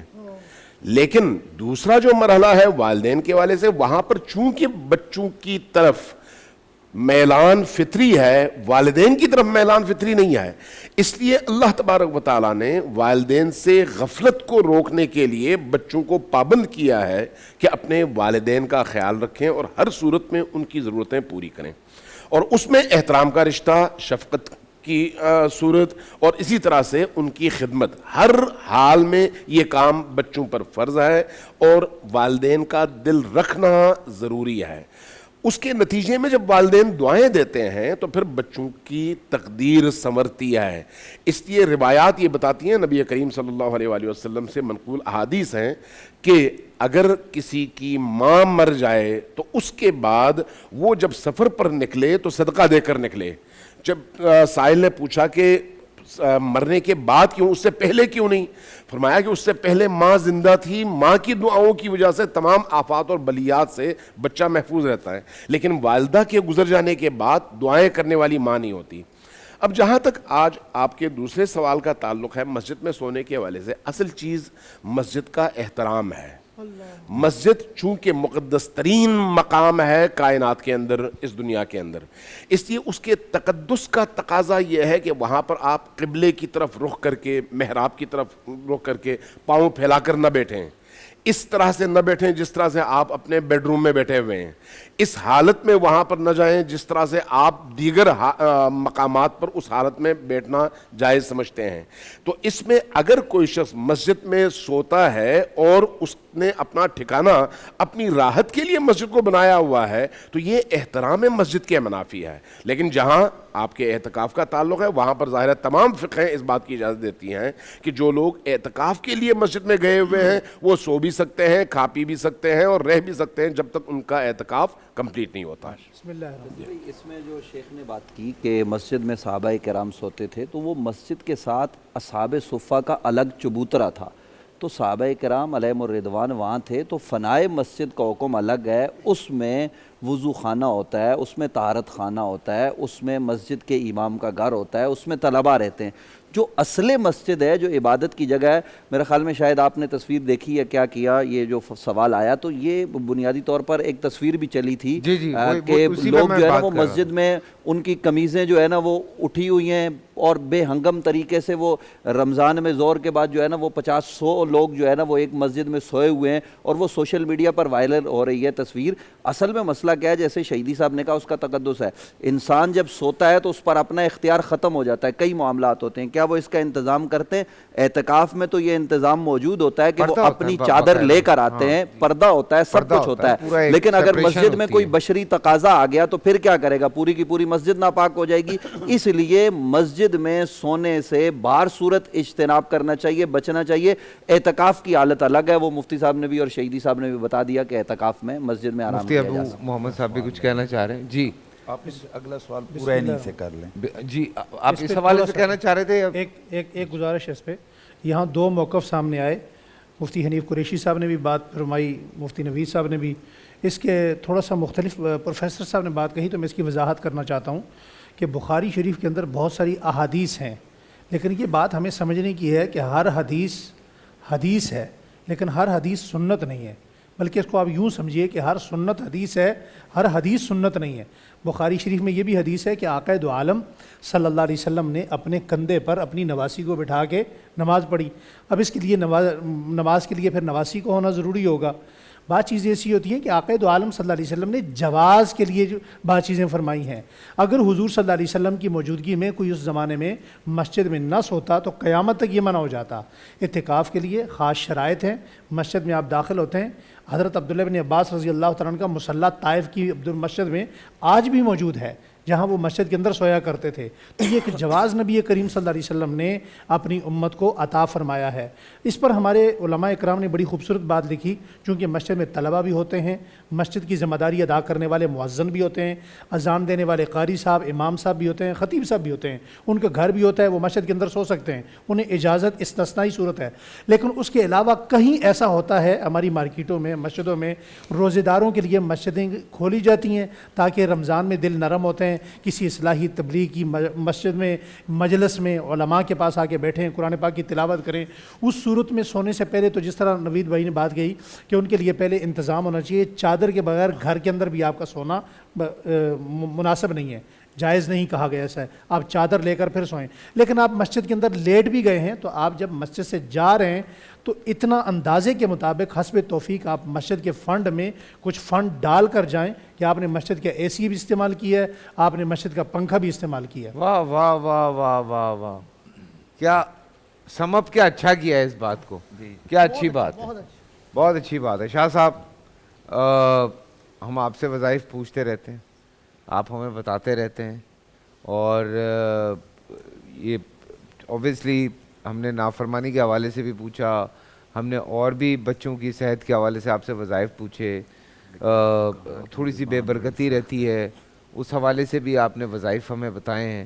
اچھی نیند بڑی ضروری ہے، پرسکون نیند، وہ تو دیکھیں تبھی آئے گی جب آپ ایسے کام کریں گے، اگر آپ ایسے کام نہیں کر رہے ہوں گے تو اچھی نیند کہاں سے آئے گی؟ لیکن یہ ہے کہ ایک لوگوں کو نا پرسکون نیند نہیں آتی۔ بسم اللہ الرحمن الرحیم۔ فرق دیکھیں حضرت، بعض کروڑ پتی لوگ ادوائیات یعنی میڈیسن لے کے بھی ان کو نیند نہیں آتی، کہتے ہیں شاہ صاحب ہم میڈیسن کھا رہے ہیں نیند کی، پوری رات گزر جاتی نیند نہیں آتی، کروڑ پتی لوگ ہیں۔ اور ایک مزدور، ایک فقیر، وہ بیچارہ فٹ پاتھ پہ بھی اس کو آپ نے دیکھا ہوگا ہری کیاریاں جو ہوتی ہیں وہاں بھی وہ سو رہے ہوتے ہیں مست۔ یہ فرق دیکھیں، بعض اوقات ہم نماز تراویح میں کھڑے ہوتے ہیں، مجھے یاد ہے نماز تراویح کے دوران لمبا ہو جائے تو اس وقت قیام میں نیند کے جھونکے آنے لگتے ہیں، تو ہاں ایسا بھی ہوا ہے۔ تو اب ایسے یہ ہمیں موازنہ کرنا ہے کہ ایک تو یہ کہ کروڑوں روپے رکھنے کے باوجود نیند کی میڈیسن کھا رہے ہیں، وہ پردوں کی ٹینشن، سکون نہیں آ رہی، نیند نہیں آ رہی۔ پردوں کی ٹینشن ہے یار، سمجھ میں نہیں آ رہا کون سا پردہ لگاؤں۔ غریب آدمی کو بائک پر بھی، بلکہ بعض اوقات نماز میں صلاۃ التسبیح میں لوگوں کو سجدوں میں نیند آ جاتی ہے۔ تو یہ ایک تو صحیح بات ہے جس کی ایمانی طاقت مضبوط ہے، اللہ کی ذات پہ توکل۔ آج کل ہمیں افراتفری نے ہماری نیندیں اڑا دی ہیں، مادہ پرستی نے، پھر پیسے کی حویث، دشمنی، حسد، بغض، کینہ، نفرت، عداوت، انہوں نے ہمیں لوٹ لیا بالکل، واہ۔ ہمارا سکون برباد کر دیا۔ تو سب سے پہلے یہی ہے کہ حضرت میرا تجربہ ہے جو باوضو سوئیں، اس کی برکت بھی بہت زیادہ ہے کہ جب بندہ باوضو سوتا ہے جسم کے اعضاء تسبیح کرتے ہیں، یہاں تک کہ فرشتے مقرر ہو جاتے ہیں جو اس کے لیے دعائے مغفرت کرتے ہیں۔ تو ایک تو باوضو سونے کی عادت بنائیں، اور ایک اس کا وظیفہ بھی ہے، عمل بھی ہے کہ جن کو پرسکون نیند نہیں آتی، آپ سرسوں کا تیل لے لیں اور سورہ قل یا ایھا الکافرون، سورہ کافرون جو ہے بعض اوقات نظر بد کی وجہ سے ایسے بصرات والے، جادو والے یا ڈپریشن میں رہنے والے، ان کو بیماریوں کی وجہ سے نیند نہیں آتی، تو بہترین ایک نسخہ ہے، سرسوں کا تیل لے لیں، اما وظیفہ بھی ہے، اور سورہ کافرون قل یا ایھا الکافرون اما پارے میں آخری صورتوں میں 33 بار پڑھ کے اس پہ دم کر دیں سرسوں کے تیل پہ، اور ہاں وہ تیل ہاتھوں اور پاؤں کے ناخنوں پہ، ناف پہ لگا لیں، سر پہ اس کا مساج کریں۔ الحمدللہ اس کی برکتیں میں نے دیکھا، بہت پرسکون نیند آتی ہے، حافظہ بھی اچھا ہو جاتا ہے، اور اللہ کے فضل سے الحمدللہ ان کی صحت بھی اچھی ہو جائے گی تلاوت قرآن کی برکت سے۔ سبحان اللہ۔ ماشاءاللہ۔ تیل خود لگانا ہے یا گھر والوں نے لگانا ہے، یہ وضاحت کر دیں۔ حضرت یہ ہے کہ خود بھی لگا دیں، بعض اوقات اولاد ماں باپ کو لگا دیتی ہے حضرت، یار اولاد کیا ماں اچھا باپ کو لگا کور دیتی کرتے ہیں ہے، آپ شاہ صاحب، بیٹا جو ہے اپنے کراچی بھائی کا کو لگا تیل دیتا ہے۔ لگانا، یہ محاورہ کہیں اور بھی استعمال ہوتا ہے، فلاں تیل لگا گیا۔ نہیں، اب اس میں یہ پاؤں کے تلووں پہ بھی تیل کا مساج اگر کریں نیند پرسکون یار آتی یہ ہے۔ آپ یہ زیر لب مسکراتے ہیں نا، یہ بڑا کچھ اور یہ چیز کا اشارہ کرتی ہیں یہ باتیں۔ نہیں مسکرانا تو ویسے اپنے مسلمان بھائی کو دیکھ کے مسکرانا صدقہ ہے، لیکن یہ جو مسکرانا ہے نا آپ کو، یہ بھائی کو دیکھنے والا نہیں، کچھ سوچ کے مسکراتے ہیں آپ۔ واہ واہ واہ۔ اب یہ تو آپ کو سلام ہے کہ ماشاءاللہ آپ دل کی گہرائیوں تک پہنچ جاتے ہیں۔ چھوٹا سا بریک سے واپس آتے ہیں، کہیں مت جائیے گا۔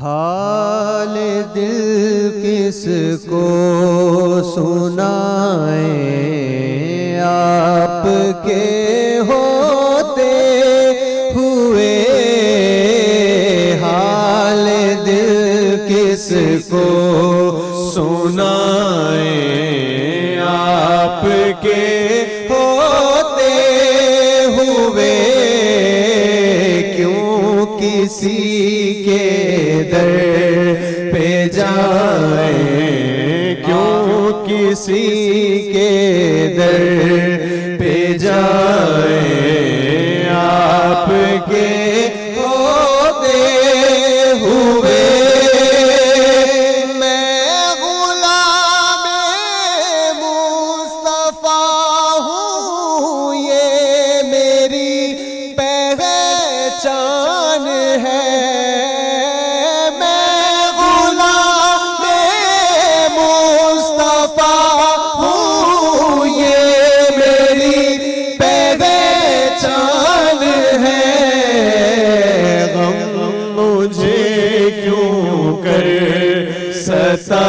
ستائیں، آپ کے ہوتے ہوئے غم مجھے کیوں کر ستائیں، آپ کے ہوتے ہوئے، اور میں یہ کیسے مان جاؤں شام کے بازار میں، میں یہ کیسے مان جاؤں شام کے بازار میں، چھین لے کوئی ردائیں، آپ کے ہوتے ہوئے کیوں کسی کے در پہ جائیں، آپ کے ہوتے ہوئے اپنا جینا اپنا مرنا اب اسی چوکھٹ پہ ہے، اپنا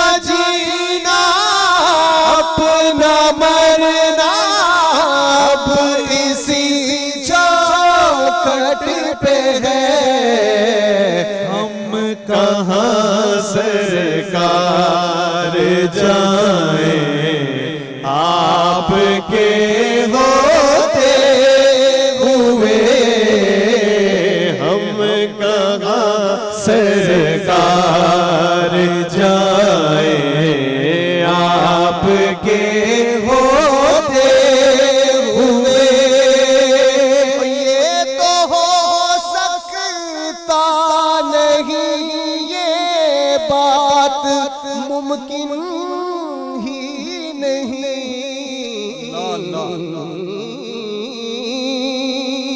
یہ تو ہو سکتا نہیں یہ بات ممکن ہی نہیں میرے گھر میں غم آ جائیں آپ کے ہوتے ہوئے حال دل کس کو سنائیں آپ کے ہوتے ہوئے کیوں کسی کے در پہ جائیں آپ کے ہوتے ہوئے سبحان اللہ سبحان اللہ. خوش رہیں رضوان، یاسر، خوش رہیں آپ لوگ ماشاءاللہ. خوبصورت انداز پیش کرنے کا نعت رسول مقبول. اور آپ لوگوں کو ایک دفعہ پھر خوش آمدید کہتے ہیں. انتہائی خوبصورت گفتگو چل رہی ہے. آج کی خبروں میں ایک خبر یہ بھی تھی جہاں ایک گہما گہمی ہے سیاست کو لے کے. وہیں پہ ایک آج خبر تھی کہ جو ہمارے ٹرانسجینڈرز ہیں ان کو اپروول ملا ہے پہلی دفعہ کسی مدرسے کے لیے. تو یہ ایک سوال تھا بڑے عرصے سے میرے بھی دماغ میں یہ سوال تھا کہ ان بچوں کو جو بچے ہیں جو ٹرانسجینڈرز ہیں ان کو آپ لوگ مدرسوں میں کیا آنے نہیں دیتے تھے؟ اس وجہ سے ان کے لیے الگ سے مدرسہ بنا ہے یا یہ کیا سلسلہ ہوا ہے؟ نہیں میں مذاق نہیں کر رہا ہوں، سیریس ہوں یار. ہاں ہاں جی دیکھیں، بنیادی طور پر پھر بات گھوم کر وہیں پہ آتی ہے کہ ہمارے معاشرے کے اندر جو خرابیاں ہیں وہ اللہ اور اس کے رسول کے احکامات سے روگردانی اور اس سے دوری اور ناسمجھی کی وجہ سے. بالکل. جو تیسری جنس جسے ہم کہتے ہیں اس کے باقاعدہ شریعت میں احکام موجود ہیں. نماز کے حوالے سے باقاعدہ طور پر ہماری کتابوں میں موجود ہے کہ گو کہ ان کی صف الگ بنے گی لیکن بہرحال ان کو نماز پڑھنے کی باجماعت اجازت ہے. اس کے علاوہ باقی ان کے وہی حقوق ہیں کہ جو مرد اور عورت کے حقوق ہیں. وہ نماز پڑھیں گے ان کو بھی ثواب ہے، بلکہ بعض احوال میں ان کو زیادہ ثواب ہے، مردوں اور عورتوں سے زیادہ ثواب ہے بعض حالات کے اندر. کوئی اسلام نے ان کی حق تلفی کی بات نہیں کی ہے. ان کی اگر جو وہ مسلمان ہیں ان کی مر جائیں گے نماز جنازہ ہوگی، ان کو وراثت میں سے حصہ ملے گا. یہ تمام چیزیں ہماری کتابوں میں واضح طور پر موجود ہیں. اب ایز اے معاشرہ یہ ہماری معاشرتی کمزوری ہے کہ ہم نے اس جینا دوبر کر دینا ہے ایسے لوگوں کا، اور پھر ہم نے معاشرے میں ان کے لیے یا تو وہ ناچنا گانا رکھا ہوا ہے یا ان کو جناب اشاروں پر مانگنا ان کے لیے رکھا ہوا ہے. میں سمجھتا ہوں کہ اگر ان کو ایز اے بائی لاز جو ہمارے ریاستی قوانین ہیں ان قوانین کے ذریعے سے پابند کیا جائے معاشرے کو، چونکہ جب ہم اللہ اور اس کے رسول کی بات نہیں مان رہے تو پھر ہمیں ریاست کی ذمہ داری ہے کہ پھر وہ پابندی کے ساتھ پابند کرے ایز اے لا اور قانون کہ ان کے جتنے حقوق ہیں ان کو ادا کیے جائے. لوگوں کو کہتے ہوئے سنا کہ یہ ماں باپ کے گناہوں کا نتیجہ ہے، یہ خدا نہ خواستہ اس طرح سے بات کی جاتی ہے ان بچوں کے بارے میں. نہیں دیکھیں یہ غلط ہے، بالکل ایسا نہیں ہے. یہ اللہ تعالیٰ ہے، وہ جسے چاہے مرد پیدا کر دے، جسے چاہے عورت پیدا کر دے اور جسے چاہے وہ تیسری جنس میں سے رکھ دے. دیکھیں اگر کسی کو اللہ اندھا پیدا کرتا ہے یا اس کی ایک ٹانگ ہی نہیں ہوتی ہے یا ایک بازو نہیں ہوتا ہے تو بھئی یہاں پر بھی تو اسی طرح سے اللہ تعالیٰ ہی اپنی قدرت دکھاتا ہے کہ ہاں میں ہوں اس قابل اور اس لائق، اور میری یہ پاور ہے کہ میں کریشن اگر کرتا ہوں، میں چاہوں تو تمہیں مرد بناؤں، چاہوں تو عورت بناؤں، اور عبرت پکڑو اور شکر ادا کرو مجھ رب کا کہ اگر میں نے تمہیں مرد اور عورت بنایا ہے، تمہیں اگر میں چاہتا تو اس طرح بنا دیتا۔ اب ان کے لیے بھی شکر کا موقع ہے کہ تم شکر کرو، میں نے تمہیں پھر بھی جن سے انسانیت میں سے رکھا ہے، اگر میں چاہتا تو میں تمہیں کسی اور مخلوق میں سے پیدا کر دیتا۔ تو یہ جو اعضاء کسی کے کم ہوتے ہیں کسی کے زیادہ، یہ اللہ تعالیٰ کی تخلیق ہے، ہم اس کو چیلنج نہیں کر سکتے۔ ہمیں قدر کرنی ہے معاشرتی حوالے سے ہر اللہ تعالیٰ کی مخلوق کی، اور بالخصوص حضرت انسان کی۔ فیصل بھائی، اس میں ایک دو باتیں میں آپ کو گوش گزار کرنا چاہتا ہوں۔ سب سے پہلی خرابی جہاں سے جنم لیتی ہے وہ ہے اگر کسی گھر میں ایسا بچہ پیدا ہوتا ہے تو وہ اس کو اس گھر میں رکھنا معیوب جانتے ہیں اور وہ اسے اٹھا کر کسی گرو کے حوالے کر دیتے ہیں، اور پھر ظاہر ہے جب ماں باپ تربیت نہیں کریں گے تو معاشرے میں پھر خود خرابی جو ہے وہ پیدا ہوگی۔ کوئی بھی ہو جو جس طرح تربیت ماں باپ کرتے ہیں کوئی دوسرا نہیں کر سکتا۔ ایک بات۔ دوسری بات یہ، جیسے مفتی صاحب نے فرمایا ان کے احکام ہیں، اگر وہ مرد کے قریب ہے تو اس کے وہ والے احکام ہوں گے، وہ عورت کے قریب ہے تو اس کے وہ احکام ہوں گے۔ یہ ساری چیزیں اپنی جگہ پر، وراثت کے معاملات بھی اپنی جگہ پر، لیکن ایک خرابی اور ہے ہمارے معاشرے میں۔ ایک تو یہ ہے کہ جن کو رب نے ایسا پیدا کیا ہے وہ تو رب العالمین کا معاملہ ہے اور اس پر کوئی مسئلہ نہیں ہے، ان کے ساتھ ہمارا برتاؤ بہت اچھا ہونا چاہیے۔ اور یہ بات بھی میں علماء کرام اس بات کو جانتے ہیں، میری بات کی تائید کریں گے کہ یہ کوئی انہونی بات نہیں ہے، پہلے بھی ہوتا رہا ہے، اور کئی بڑے بڑے علماء فقہا تھے، کچھ چند ایسے ہیں کہ جو اس جنس سے تھے لیکن ان کا ادب و احترام وہ استاد کے درجے پر تھے، سارے معاملات تھے۔ یہاں خرابی کہاں ہے ہمارے معاشرے میں؟ جن کو ہم یہ سمجھتے ہیں تیسری جنس کے ہیں، وہ سارے کیا وہی ہوتے ہیں جو ویسے پیدا ہوتے ہیں؟ کئی لوگ مارکیٹ میں بن کے آ جاتے ہیں۔ آپ کے میڈیا نے ایسے لوگوں کو پکڑا ہے، سرے راہ پکڑا ہے، سرے بازار پکڑا ہے کہ تم کون ہو، تم اپنی جنس کیوں چھپا رہے ہو؟ تو یہ رب کے ساتھ براہ راست لڑائی مول لینا ہے کہ جو آدمی خود اپنی جنس تبدیل کرتا ہے کہ میرا جسم میری مرضی، یہاں مرضی رب العالمین کی چلے گی۔ جس کو رب نے مرد پیدا کیا ہے وہ عورت بننے کی کوشش نہ کرے، جس کو رب نے عورت پیدا کیا ہے وہ مرد بننے کی کوشش نہ کرے۔ اللہ رب العالمین نے جیسا پیدا کیا اس پر شکر ادا کرے۔ تو معاشرے میں کئی آپ کو ایسے لوگ مل جائیں گے جو کہتے ہیں ہم تیسری جنس کے ہیں، حالانکہ وہ ہوتے نہیں ہیں۔ یہ رب کے ساتھ براہ راست لڑائی ہے، اور ایسے لوگوں کے خلاف ملکی قوانین کو بھی حرکت میں آنا چاہیے۔ جی شہری صاحب، ایک سوال اٹھتا ہے، وہ سوال یہ اٹھتا ہے کہ یہ جو تیسری جنس کا مسئلہ ہے یہ پاکستان میں زیادہ کیوں اٹھتا ہے؟ ہاں، یہ ایک سوال ہے یا نہیں؟ جی زیادہ اگر آپ پوری دنیا کی ہسٹری اور آج کی دنیا میں انٹرنیٹ کا دور ہے، پوری دنیا کے تمام ممالک 250 سے اوپر ممالک ہیں، اس پر ذرا سرچ کریں، پاکستان میں، انڈیا میں یہ مسئلہ سب سے زیادہ ہے۔ عرب ممالک میں کبھی آپ نے یہ بات سنی؟ انڈونیشیا، ملیشیا، ان علاقوں میں کبھی آپ نے یہ بات سنی؟ نہیں۔ تو اس کا مطلب ہے کوئی وجہ ہے پیچھے۔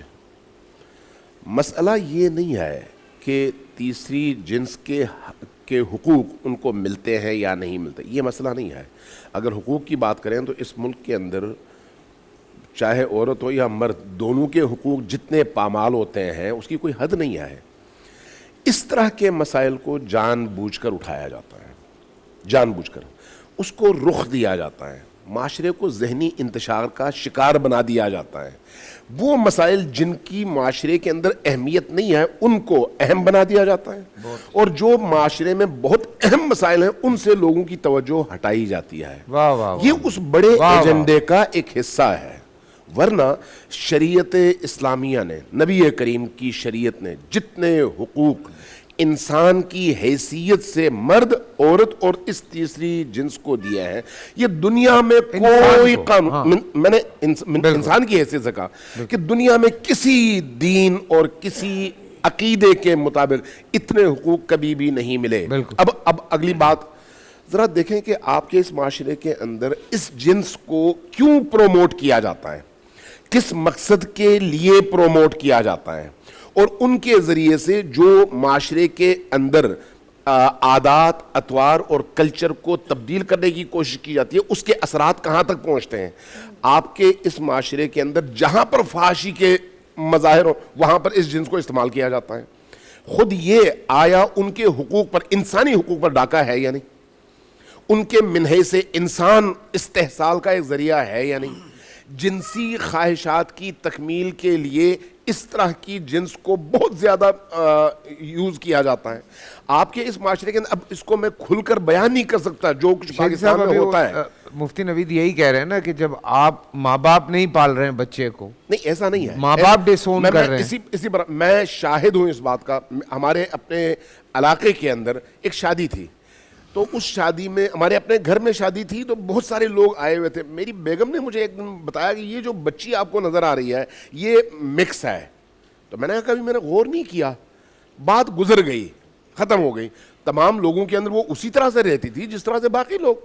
ایک عرصے کے بعد مجھے پتا چلا کہ وہ بچی ادھر کراچی آئی, ڈاکٹروں کے پاس گئی, ڈاکٹروں نے تشخیص دی کہ اس کے اندر مردانہ صفات زیادہ ہیں.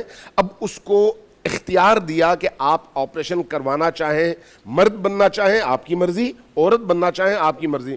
اس نے مرد بننے کو ترجیح دی, اس کا آپریشن ہوا, مرد, وہ لڑکی بنی, اب وہ مرد ہے, اس کی شادی بھی ہو چکی ہے. میں ایک مثال دے رہا ہوں آپ کو. یہ میڈیکل کا مسئلہ ہے, یہ آپ کے کلچر کے استحصال سے اس کو نکالیں باہر. یہ میڈیکل کا مسئلہ ہے. کوئی والدین ایسے نہیں ہیں جو اپنے بچے کو قبول نہ کریں اور کسی ایسے گرو کے حوالے کریں جس کے نام و نسب کا بھی کوئی نہیں پتا کہ وہ کیا کرے گا آپ کے بچے کے ساتھ. میں ایسے والدین کو اپنی آنکھوں کے سامنے دیکھتا ہوں جن کے بچے پاگل ہیں, وہ پاگل خانے میں داخل نہیں کرواتے. بھئی ہمارا جگر گوشہ ہے, وہاں پر پتہ نہیں اس کے ساتھ کیا سلوک ہو. اس لیے یہ عذر نہیں ہے, یہ بہانہ نہیں ہے. مسئلہ یہ ہے کہ اس طرح کے مسائل کو پارلیمنٹس میں زیادہ اٹھانے کے پیچھے اصل ہدف کیا ہے اس کو دیکھنے کی ضرورت ہے. ورنہ انسانی حقوق کے حوالے سے کون ایسا عالم دین ہوگا, کون ایسا فقیہ ہوگا, کون سا ایسا مکتب ہوگا جو کسی جانور کے حق کو پامال کرنے کا بھی مطالبہ کرے یا اس کے حق میں ہو. اسلام نے تو آپ کے پرندے کے حقوق کو بیان کیا ہے, درخت کے حقوق کو بیان کیا ہے, مٹی کے حق کو بیان کیا ہے, فضا کے حق کو بیان کیا ہے. آپ کو یہاں تک کہیں گے جہاں پر بہت سارے لوگ بیٹھے ہیں وہاں پر آپ سگریٹ پی کر اس فضا کو خراب نہیں کر سکتے جس کی وجہ سے دوسرے متاثر ہوں. فضا کا حق ہے. میں کہنا یہ چاہ رہا ہوں کہ اسلام کی جب آپ بات کریں گے تو وہاں پر ہر چیز کے حقوق معین ہیں, کوئی حق پامال نہیں ہوتا. یہ مغرب کے کلچر کا براہ راست اثر ہے ہمارے علاقے پر, اور پھر ہمارے اس کرپٹ نظام کا استحصالی طبقہ ہے جو اس طرح کی چیزوں سے زیادہ استفادہ کرتا ہے. میں آپ سے اس بات پہ, یہ بات ٹھیک ہے آپ کی, لیکن آج سے نہیں, میں بھی اپنے بچپنے سے دیکھتا آیا ہوں جس طرح سے ان لوگوں کے حقوق کو پامال کیا جاتا رہا ہے.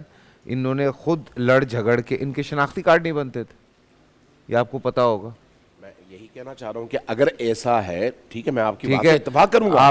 سوال یہ ہے نا کہ کیوں لڑنا پڑا نا ان کو اپنے لیے. آپ اس کو ڈاکٹر کے پاس لے جائیں نا, آپ اس کو میڈیکل کے حوالے سے معین کر دیں نا. جس طرح سے وہ ہے, اور وہ کہتا ہے کہ میں خوش ہوں, میں جو بھی ہوں میں خوش ہوں, میں نہیں جاتا ڈاکٹر کے پاس. لیکن بات یہ ہے کہ یہ رائٹس دینا تو ہمارا کام ہے نا. بالکل, اس میں کوئی شک نہیں, کوئی شک نہیں. بڑی پیاری توجہ دلائی نا کہ ہم نے ان کو بھکاری بنا دیا ہے. وہ بیچارے روڈوں پہ ان کو اس چیز کے سیٹ کر لیا, گرو کے پاس جا کے تو بھکاری بن رہے یا وہ ناچ گانے. ہماری یہ معاشرتی منافقت موجود ہے فیصل بھائی, یہ ہمیں اس کو اعتراف کرنا چاہیے کہ ابھی وہ بات پھر وہیں پہ گھوم کے آتی ہے کہ اویئرنیس نہیں دی ہم نے. چلیں جو شعور والے ماں باپ ہیں ان تو کہتے ہیں یار کچھ نہ ہونے سے اگر یہ خنسا ہی پیدا ہو گیا تو بہتر ہے. ابھی شہیدی صاحب آپ ایک بات کہہ رہے تھے, کوئی ماں باپ وہی میں اسی طرف آ رہا ہوں, کچرے پہ پھینک جاتے ہیں سر. جی, اور جس باپ نے اپنی بچی کو 8 گولیاں مار دی, ہاں ہوتا تو ہے نا فیصل بھائی, جس باپ نے اپنی بچی کو, چھوٹی 5 دن کی بچی کو گولیاں مار دی, وہ بھی تو باپ ہے, وہ بھی باپ ہے. اسی طرح ایسا دیکھیں, میں عرض کر رہا ہوں, ایسا ہمارے معاشرتی طور پر ہے کہ اگر ایک گھر میں 4 بیٹیاں ہیں, 2 بیٹے ہیں, ایک تیسری جنس آ گئی ہے, وہ خود ماں باپ ہی اس چیز کی طرف آتے ہیں کہ ہمارے گھر میں ہماری, دیکھیں نا آئے روز وہ ان کے انٹرویو آ رہے ہوتے ہیں, کہتے ہیں کہ ماں نے خود کہا کہ اب ہماری بہنوں کے رشتے نہیں آئیں گے, ہمیں ہمارے بھائیوں کو کوئی رشتہ دے گا نہیں کہ یہ خنسے کی بہنیں. اصل پھر وہیں پر بات آتی ہے کہ یہ معاشرے کی جسے کہتے ہیں منافقت ہے. معذرت سے یہ محراب و منبر کی کمزوری ہے, آپ کے میڈیا کی کمزوری ہے. ہم نے اویئرنیس نہیں دی عوام کو. یہ آج آپ نے یہ پروگرام کیا نا, یہ کم از کم جو سنیں گے ان کو پتہ چلے گا بھائی ان کے حقوق ہیں, یہ انسان ہیں. اور میں آپ کو ایک اور بات بتاؤں, میرا ایک اپنا معمول ہے, شاید کہ اتر جائے تیرے دل میں میری بات. یہ لوگ مانگنے کے لیے آتے ہیں, میں اور کسی کو دوں نہ دوں میں ان کو ضرور دیتا ہوں, اور اگر کسی اور کو میں نے 10 روپے دینے ہو میں ان کو 100 روپیہ دیتا ہوں, کہ یار جب معاشرے نے ان کو حق ہی نہیں دیا ہے جینے کا. کیا ایک دفعہ میں جیل میں ناموس رسالت کی وجہ سے گیا تو وہاں پر ایک کسی طرح ایک الزام کے تحت کہ یہ تیسری جنس کا بندہ موجود تھا, اس کو ڈیوٹی لگائی ہوئی تھی کہ سیلز کے اندر پانی پلائے. تو میں نے اس کو کہا, بڑا وہ مہذب سا لگ رہا تھا, میں نے کہا تیری تعلیم کیا؟ کہنے لگا جی میں FA میں نے کیا ہوا ہے. تو میں نے کہا یار یہ تو یہ کرتا کیا؟ اس نے پھر تفصیل بتائی کہ میں اس طرح ہوتا ہوں گرو کے ساتھ ناچ گات. میں نے کہا اس کو چھوڑ دے. خدا کی قسم فیصل بھائی اس کا سوال ہے اور آج تک میں سوچتا ہوں میں رونگٹے کھڑے ہو جاتے ہیں. اس نے مجھے کہا بڑے دکھی انداز سے, کہنے لگا مفتی صاحب میں چھوڑ دوں گا, مجھے آپ اپنے ساتھ ملازمت دیں گے اپنے گھر میں؟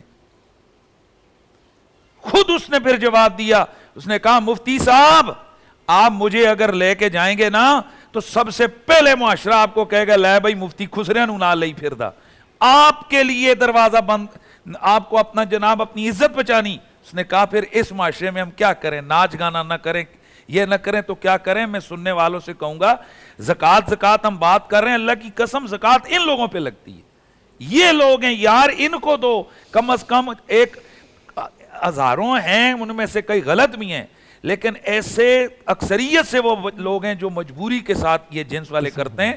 تو ایز اے معاشرہ ہمیں ان لوگوں کے ساتھ سدھارنے کی کوشش کرنی میں چاہیے. واپس وہیں آتا ہوں. یہ بڑا اچھا یعنی کہ ایک فیصلہ ہے مدرسے والا کہ کم از کم جو بچے وہاں جانا چاہ رہے ہیں, پڑھنا چاہ رہے ہیں, میں پیرنٹ سے بھی یہ کہوں گا, دیکھیں یہاں جتنے لوگ موجود ہیں اپنے مدارس کے حوالے سے انہوں نے یہاں بتایا ہمیں, اور یہ بڑی خوشی ہوتی ہے دیکھ کے, جان کے کہ بہت ساری چیزوں میں یہ لوگ بہت کوشش کر رہے ہیں. ہر انسان صرف نا ہم ایک پرسپیکٹیو بنا کے بیٹھ گئے, ایک پکچر بنا کے بیٹھ گئے کہ یہ صحیح نہیں ہے, یہ صحیح ہے اور یہ صحیح نہیں ہے. فیصل بھائی ہم مولویوں پہ علماء پہ تو بات کر رہے ہیں, مدارس کی بات کر رہے ہیں, ریاست کہاں ہے؟ میں پوچھنا چاہتا ہوں, مجھے بتائیں سرکاری طور پر کتنے تیسری جنس کے لوگوں کو وہ پاکستان کے شہری ہیں, ان میں سے MA BA بھائی PhD کی ہوئے میں ایسے لوگوں کو جانتا ہوں. میرے پنڈی کے اندر ایک تیسری جنس کا بندہ ہے, وہ جناب PhD کر رہے. وہ مجھے بتائیں, میں آن ایئر کہتا ہوں, بتائیں کتنوں کو آپ نے نوکریاں دی ہیں؟ بتائیں جی بھائی. دوسروں کی طرف تو آپ بندوقیں سیدھی کر رہے ہیں, ریاست کہاں ہے؟ ریاست دیں ان کو بھائی, نوکریاں دیں نا. آپ عورتوں کو دے رہے ہیں, مردوں کو دے رہے ہیں, اور میں کہہ رہا ہوں کہ انہی نما عورتوں کو آپ اور انہی نما مردوں کو آپ دے رہے ہیں, تو ان کو دیں نا نوکریاں. کیوں نہیں دے رہے ہیں؟ اس کا مطلب ہے منافقت ہمارے معاشرے کے اندر ہے. ویسے ہمارا دل کرتا ہے, میرا دل کرتا ہے میں سیاستدانوں کو یوں کرتا ہوں, ان کا دل کرتا ہے علماء اور مدارس کی طرف انگلیاں اٹھاتے ہیں, لیکن من حیث القوم من حیث المعاشرہ ہم لوگوں نے ابھی بہت سفر طے کرنا ہے. ہم نے اس حوالے سے کوشش, اور میں منہ لگی وہ بات نہیں ہے, اپریشیٹ کرتا ہوں کہ آپ نے جرت تو کی ہے یہاں یہ سوال اٹھانے کی. سر میڈیا پہ یہ سوال بھی نہیں لینا چاہتے کہ یہ کنٹروورشل چیز مت لے کے. کنٹروورشل کیا بات ہے یار, اللہ کی ایک تخلیق ہے. اور فیصل بھائی اس میں کنٹونمنٹ بورڈ جو کلفٹن ہے کراچی کا, یہاں انہوں نے کوئی 2-3 سال پہلے ایک کام کیا تجربے کے طور پر کہ جو ان کے بل وغیرہ پھنسے ہوتے تو انہوں نے اس جنس کے لوگوں کو نوکری دی. جب ان کو نوکری دی تو جو عام لوگ بل وصول کرتے تھے اس کے مقابلے میں کئی گنا زیادہ یہ بل وصول کر کے لائے. تو اگر ایک کنٹونمنٹ بورڈ چھوٹا سا وہ یہ کام کر سکتا ہے تو ملک میں یہ لوگ مؤثر طریقے سے بہت سارے کام کر سکتے ہیں. ان کو بہت اچھے جگہوں پر جا کر رکھا جائے. پرانے زمانے میں یہ بادشاہوں کے محلات میں رہا کرتے تھے, اور اب بھی میں یہ صرف یہ بات نہیں, یہ بات بھی عرض کر دوں, یہ پاکستان میں چند فیصد لوگ ہیں جو آپ کو نظر آتے ہوں. کئی ماں باپ نے ان کو ساتھ رکھا ہوا ہے. ہمارے قریب کے زمانے میں ایک بہت بڑے عالم تھے جو اس جنس کے تھے, ان کے ہزاروں شاگرد ہیں, میں نام نہیں لیتا ان کا, لیکن یہ سلسلہ ہے. ماشاءاللہ. اور کیا چاہیے؟ دیکھیں اصل چیز اس جنس کو عزت دینا اور اس کے استحصال کے دروازے کو بند کرنا ہے. بات یہ استحصال کے دروازے انسان ہے. اس میں دیکھیں اگر فرض کریں ریاست کوئی ایسا ادارہ بنا دے جہاں پر بجائے اس کے کہ والدین اپنے بچے کو جو اس جنس کیا ہے کسی اور جگہ بھیجے, اس ادارے میں داخل کروا دیں, گرو کو دینے کے بجائے جب وہاں پر اس کی تعلیم بھی ہوگی, اس کی تربیت بھی ہوگی اور میڈیکل فیسلٹیز بھی ریاست کی طرف سے اس کو حاصل ہو جائیں گی, تو اس طرح کا استحصال کا دروازہ تو بند ہو جائے گا. یہ کیوں نہیں کرتی ہے ریاست؟ بڑی آسانی سے ہو سکتا ہے. کتنا میں ایک دفعہ کسی ایسے ہی فرد کا انٹرویو سن رہا تھا, تو پورے پاکستان میں جو وہ اپنی تعداد بتا رہے تھے وہ لاکھوں میں نہیں ہے, ہزاروں میں ہے.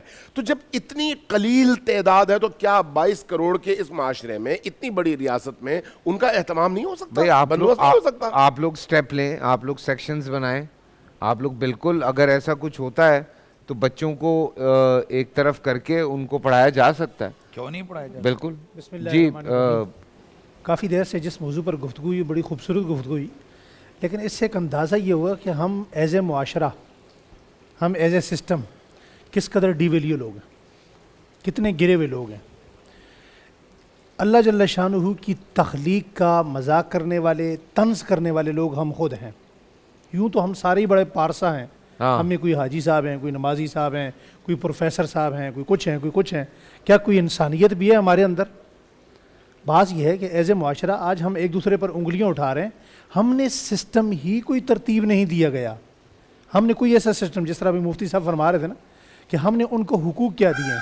ہم ان کو اپنا صدقہ دینا اچھا نہیں سمجھتے, زکوٰۃ دینا انہیں اچھا نہیں سمجھتے.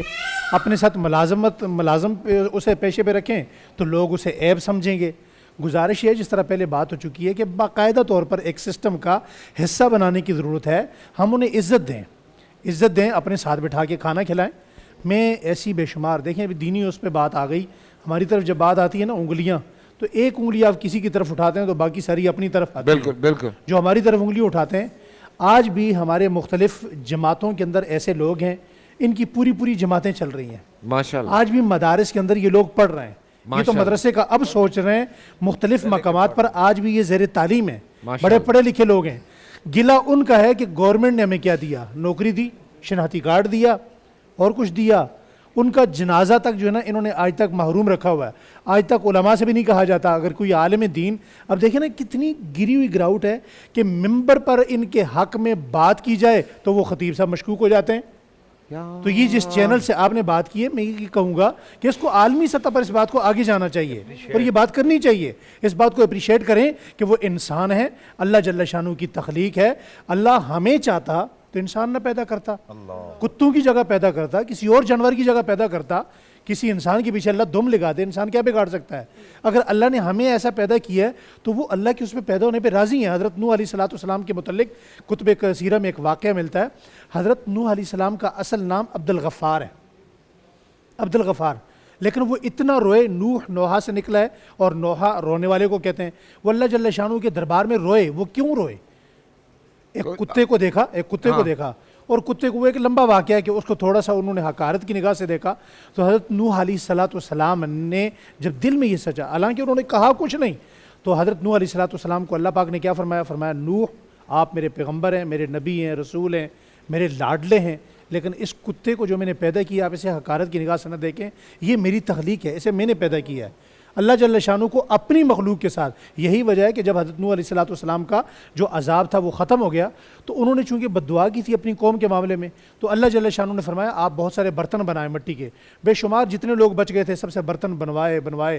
وہ برتن بنتے تھے اور دن کو ہلکی دھوپ سے بھی خشک ہو کر تیار ہو جاتے تھے, انہیں پکایا نہیں جاتا تھا.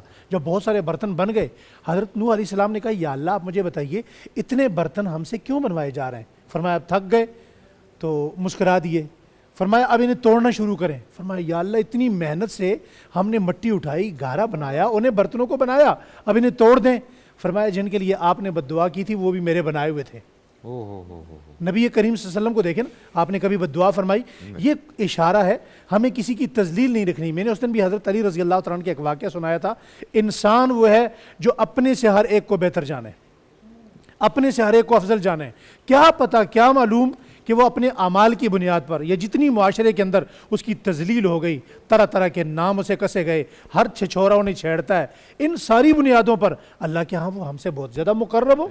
اللہ کے وہ بہت قریب ہو اور ہم 24 گھنٹے ممبر و محراب کا حصہ رہ کر بھی اللہ سے بہت دور ہوں. گزارش یہ ہے، آخری بات یہ ہے کہ ریاستی سطح پر ایک آئین ہونا چاہیے، ایک قانون ہونا چاہیے، ان کے لیے ایک کرائٹیریا ہونا چاہیے، وہ نوکری کر سکیں، انہیں شناختی کارڈ ملے، انہیں پاسپورٹ ملے، وہ سفر کر سکیں، وہ کالج میں ہو، یونیورسٹی میں ہو. بہترین مشورہ یہ ہے کہ ان کا الگ ادارہ ہو، ان کا الگ ادارہ ہو جس سسٹم کے تحت وہ پڑھ سکیں، وہ معاشرے کا حصہ بن سکیں. جی علماء کا حسن دیکھیں کہ انہوں نے کس اچھے انداز سے کھلے دل سے کیا ان کے حقوق بیان کیے ہیں کہ خدا جو سن رہا ہوگا اس کا بھی ایمان تازہ ہو جائے گا. یعنی دیکھیں کتنی وسعت ہے اور علماء کے دل میں کتنی محبت ہے. اس کو کہتے ہیں انسانیت، اس کو کہتے ہیں اسلام. 100% اتفاق کرتا ہوں جی ریاستی سطح پر ان کا وظیفہ مقرر کیا جائے. بالکل. سب سے پہلے تو تفتیش کی جائے کہ ان کے ماں باپ کون ہیں، ان کو کیوں نہیں قبول کر رہے، ان کو پابند کیا جائے کہ بھائی ان کو آپ وصول کریں، قبول کریں. چلیں ہم اور اس کے بعد یہ جو ان کی وجہ سے جو الٹے سیدھے کام معاشرے میں ہو رہے ہیں ان پر بین لگایا جائے، ان کا وظیفہ مقرر کیا جی جائے. ہم آزاد جمیل صاحب کی طرف جا رہے ہیں، ان کا بیان سن کے آتے ہیں، پھر دعا کر کے آگے بڑھیں گے اذان کی طرف. یہ ہٹا لیں بھائی اگر سحری ہو گئی ہے تو. آئیے. السلام علیکم ورحمۃ اللہ وبرکاتہ. الحمد للہ رب العالمین والعاقبۃ للمتقین والصلاة والسلام علی اشرف الانبیاء والمرسلین وعلی آلہ وصحبہ اجمعین. اما بعد. میرے محترم عزیزوں، میرے بھائیو، دوستو، جامع ترمذی شریف کی حدیث ہے، رسول اللہ صلی اللہ علیہ وسلم فرماتے ہیں کہ اللہ رب العزت نے جب جنت بنائی اور جہنم بنائی، جبریل امین کو اپنے پاس بھی طلب کیا اور فرمایا کہ جا کے جنت دیکھ کر آ جائے. جبریل امین جنت کی طرف گئے اور جنت کو دیکھ کر واپس آئے تو فرمایا کہ اب ایک دفعہ پھر جائیں اور دیکھ کے آ جائیں. تو اللہ رب العزت نے اپنے حکم سے جنت کو مشقتوں کے ساتھ اور نفس کو تکلیف دینے والوں چیزوں کے ساتھ جوڑ دیا. تو جبریل امین واپس آیا اور عرض کہ یا اللہ، ایسی خوبصورت جگہ جو آپ نے بنائی ہے اور ابھی میں جو دیکھ کے آ رہا ہوں کہ مشقتوں کے ساتھ جڑی ہوئی ہے، یعنی نفس کی خواہشات کے توڑ پر، تو بہت مشکل ہے کہ یہاں کوئی چلا جائے. تو حکم خداوندی ہوتا ہے اب آپ جہنم کی طرف جائیں.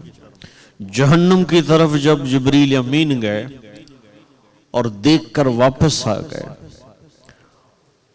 اور اللہ رب العزت نے پھر حکم دیا کہ ایک دفعہ پھر دیکھ کر آ جائیں، تو اللہ کے حکم سے جہنم خواہشات کے ساتھ جوڑ دی گئی تھی. جب دیکھنے کے بعد واپس آئے تو عرض کہ یا اللہ، یہاں سے تو کوئی بچ ہی نہیں سکتا. جس طرح خواہشات نے جہنم کو گھیرا ہے، ہر کوئی یہاں جائے گا، ہر کوئی بچے گا نہیں جو اس میں نہ جائے. تو میرے عزیزو، جب اللہ کے نبی معراج کی شب جنت الفردوس اور جہنم یہ دیکھنے کے بعد جو مختصر واقعات وہاں پر موجود ہیں کہ آپ صلی اللہ علیہ وسلم نے دیکھا کہ ایک شخص سویا ہوا ہے اور ایک بہت بڑا پتھر اس کی طرف آ کے اس کے سر پہ گرتا ہے، اس کا سر قیمہ ہو جاتا ہے. وہ پتھر پھر ہٹتا ہے، اس شخص کا سر ٹھیک ہو جاتا ہے، پھر وہ پتھر اس کی طرف آتا ہے اور سر قیمہ ہو جاتا ہے. تو آپ نے پوچھا جبریل یہ کون ہے؟ تو جبریل امین نے عرض کیا یا رسول اللہ، یہ وہ ہیں جو بغیر عشاء کے سو جایا کرتے تھے اور عشاء کی نماز نہیں پڑھتے تھے. پھر آپ نے دیکھا کچھ مرد اور عورتیں الٹا لٹکے ہوئے اور نیچے سے انہیں آگ جلا رہی ہے. آپ نے پوچھا جبریل یہ کون لوگ ہیں؟ جبریل نے عرض کیا یا رسول اللہ یہ وہ لوگ ہیں جو روزہ نہیں رکھتے تھے، آگ نیچے سے جلا رہی ہے۔ پھر دیکھا کہ کچھ مرد اور عورتیں بغیر لباس کے ایک بڑے تندور میں ہیں آگ کے، آگ نیچے سے ان کو آگ کا لاوا اوپر لے کے آ جاتی ہیں ان لوگوں کو، اور پھر آگ کا لاوا جیسے نیچے بجھتا ہے وہ دڑام کر کے کلا بازیاں کھاتے کھاتے کھاتے واپس نیچے کی طرف آتے ہیں۔ آپ نے پوچھا یہ کون لوگ ہیں؟ تو جبریل امین نے عرض کیا یا رسول اللہ یہ بدکار مرد اور عورت ہیں۔ پھر آپ نے دیکھا کہ کچھ لوگ ہیں ان کے سر سور کی طرح ہیں اور جسم انسانوں والا ہے، یہ دھڑ جو ہے یہ انسانوں والا ہے اور جسم جو ہے یہ سور کی طرح۔ کہ یہ کون لوگ ہیں جو آدھے سور ہیں اور آدھے انسان؟ تو جبریل امین نے عرض کیا یا رسول اللہ یہ وہ لوگ ہیں جو جھوٹی گواہیاں دیتے تھے، جھوٹی قسمیں کھاتے تھے، جھوٹی گواہیاں دیتے تھے، یہ وہ لوگ ہیں۔ آپ نے دیکھا کچھ لوگ آگ کھا رہے ہیں، آگ کھا رہے ہیں اور چیخ رہے ہیں۔ تو آپ نے پوچھا یہ کون لوگ ہیں؟ کہا کہ یہ وہ ہیں جو حرام کھاتے تھے، یہ وہ لوگ ہیں جو لوگوں کا حق کھاتے تھے، یتیموں کا مال کھاتے تھے، یہ وہ ہیں۔ پھر آپ نے دیکھا ایک شخص ہے اس کے سامنے اچھا کھانا بھی پڑا ہوا ہے اور ایک گلی سڑی لاش پڑی ہے، تو وہ اس گھڑے سڑے میت پر بیٹھ کے اس کو کھا رہا ہے۔ تو آپ نے پوچھا یہ کون ہے؟ یہ کون ہے؟ تو جبریل امین نے عرض کیا یا رسول اللہ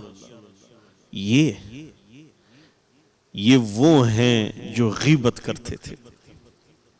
غیبت کیا ہے؟ کہ کسی کے اندر برائی ہے اور کوئی اس کو آگے بیان کر دے، اگر کسی میں موجود ہے اور اسے آگے بیان کر دیں، شریعت کہتی ہے یہ غیبت ہے، اور جس کے اندر نہ ہو اور کوئی آگے بیان کرے تو کہا یہ بہتان ہے۔ پھر آپ نے دیکھا کہ گنبد نما ایک آدمی کا پیٹ ہے اور اس کے اندر سانپ اترے ہوئے ہیں۔ اب سانپ باہر سے ڈھسے تو کیسی تکلیف ہوتی ہے، اور سانپ پیٹ کے اندر سے ڈھسیں پھر کیسے تکلیف ہوگی؟ تو آپ نے پوچھا کہ جبریل یہ کون لوگ ہیں؟ تو فرمایا یہ وہ لوگ ہیں جو سود کھاتے تھے، یہ وہ لوگ ہیں فاذنوا حربا من اللہ ورسولہ، جو اللہ اس کے رسول کے خلاف اعلان جنگ کرتے تھے سود کھا کے، یہ سود خور ہیں۔ پھر آپ نے دیکھا کچھ لوگوں کی یہاں منہ سے کینچی لے کے فرشتے ان کے منہ یہاں کان تک چیر رہے ہیں، دونوں طرف سے منہ کو۔ آپ نے پوچھا یہ کون لوگ ہیں؟ تو فرمایا یہ وہ لوگ ہیں جو فساد برپا کرتے تھے، وہ خطیب جو فساد برپا کر کے انتشار پیدا کرتے تھے، یہ وہ لوگ ہیں۔ تو یہ آپ صلی اللہ علیہ وسلم دیکھ کر آئے ہیں کہ اس کا کیا انجام ہوگا، کیا کیفیت ہوگی۔ جھوٹی گواہی، جھوٹ بولنا، بدکاری کرنا، نماز چھوڑنا، روزہ چھوڑنا اور سود کھانا اور امت میں تفریق پیدا کرنا، ان کو کس طرح کس حال میں اللہ کے نبی نے دیکھا ہے۔ کاش کہ وہ لوگ اس پہ غور کر لیں جو اس میں مبتلا ہوں۔ میرے عزیزو، شریعت راستہ ہے اور میرے آپ کے نبی دیکھ کر آئے ہیں۔ ہاں ہم اختلاف میں پڑے ہوئے ہیں، بشر اور نور۔ میرے بھائیوں، میرے دوستو، آپ صلی اللہ علیہ وسلم کی ہستی کیا ہے؟ فَأَوْحَى إِلَىٰ عَبْدِهِ مَا أَوْحَى، جو آپ کو اللہ نے عطا فرمایا ہے وہ کسی کی سمجھ میں نہیں آ سکتا۔ بشر تو زمین سے اٹھ ہی نہیں سکتا، کیسے آسمانوں کا سفر طے ہوگا؟ آپ نے آسمانوں کا سفر طے کیا، اور پھر عرش معلیٰ تک، پھر لامکان، پھر وہاں تک گئے جہاں تک ملائکہ کو بھی کوئی رسائی نہیں ہے۔ تو یہ چیزیں تو نیچے ہی ختم ہو گئی. تو اس لیے فرمایا آپ کی زندگی کو ہم لیں, آپ کی ذات, اور آپ کی ذات اللہ کی بارگاہ میں جو مقام رکھتی ہے اس کی کوئی نظیر نہیں ہے. ہمیں اطاعت کا حکم ہے کہ اللہ کی مانے اور اس کے نبی کی مانے. تو یہ دو اوامر ہیں جن پر میں اور آپ جڑے ہوئے ہیں, ان سے ہم الگ نہیں ہو سکتے. تو حضور صلی اللہ علیہ وسلم معراج کی شب جو واقعات اپنی آنکھوں سے, آپ ایک دفعہ نماز پڑھا رہے تھے, نماز پڑھاتے پڑھاتے آپ آگے نکل گئے, پھر آپ واپس پیچھے آ گئے. تو نماز کے بعد صحابہ نے عرض کیا یا رسول اللہ آپ آگے گئے پھر پیچھے آئے. تو آپ نے فرمایا مجھے اللہ نے جنت دکھائی, اس کے پھل گوشے لٹک رہے تھے, میں اس کے پھلوں کی طرف بڑھنے لگا تو تھوڑی دیر میں میرے سامنے جہنم میرے سامنے آ گئی, تو میں واپس پیچھے کی طرف آ گیا. تو میرے بھائیوں میری بہنوں, یہ عشرہ اور اس سے آگے جب ہم بڑھیں گے, دو ہی تو کام ہم نے کرنے ہیں, لا الہ الا اللہ اور استغفار کی کثرت, لا الہ الا اللہ اور استغفار کی کثرت. تو یہی انشاءاللہ میں امید کرتا ہوں کہ ہم اس سے کبھی کسی طرح نظر انداز نہیں کریں گے, کیونکہ یہ آخرت ہے, مذاق نہیں ہے. یہ مذاق نہیں ہے, جیسے کرنی ویسے بھرنی, نہ مانے تو کر کے دیکھ, جنت بھی ہے جہنم بھی ہے, نہ مانے تو مر کے دیکھ. اللہ تعالی ہمیں عمل کی توفیق بخشے. بہت شکریہ آزاد بھائی. اور وقت ایسے گزر جاتا ہے اتنی ضروری باتوں میں, اور خوبصورت باتیں سنتے سنتے کہ پتہ ہی نہیں چلتا. شاہ صاحب سے ہم درخواست کریں گے کہ آج دعا کروائیں, اور اللہ پاک یہی دعا ہے کہ کسی کی بہتری ہو جائے, کوشش ہی ہے. جی شاہ صاحب. جزا اللہ عنا سیدنا و مولانا محمد صلی اللہ علیہ وسلم ما هو اہلو.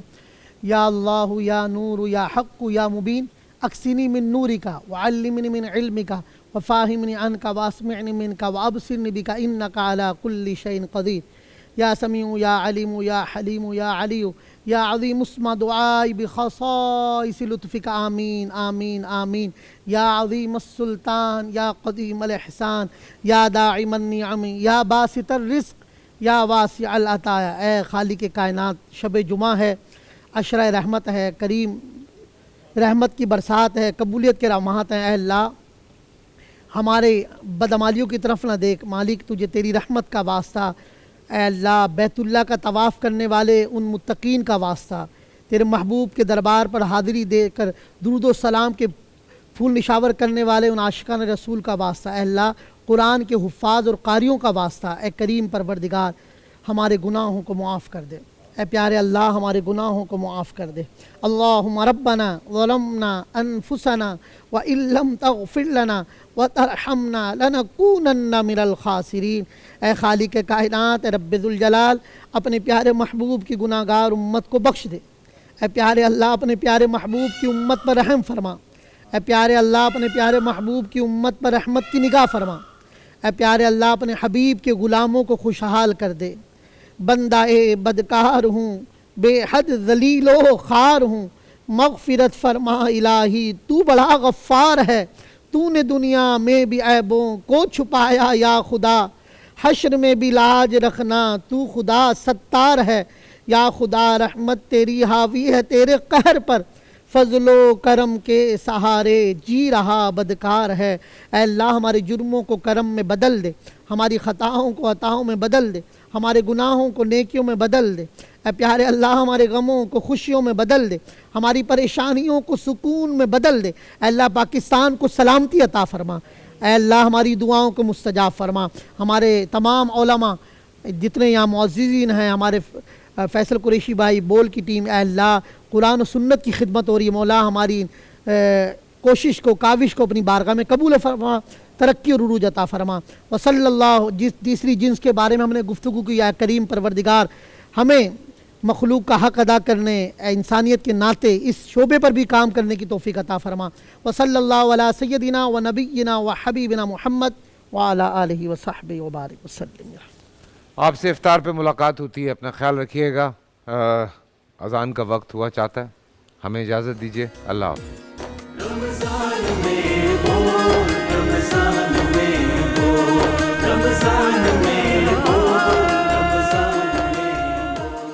اللہ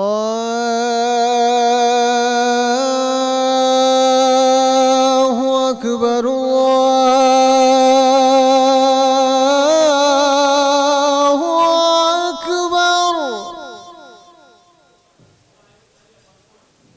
اللہ اکبر اللہ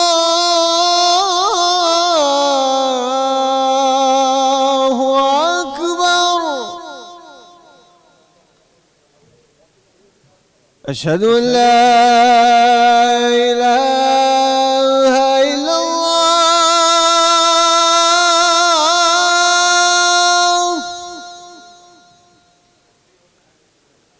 اشہد ان لا الہ الا اللہ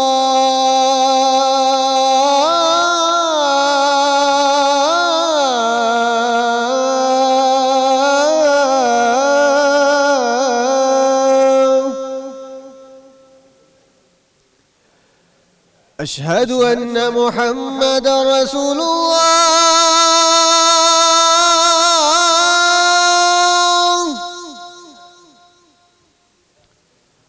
اشہد ان محمد رسول اللہ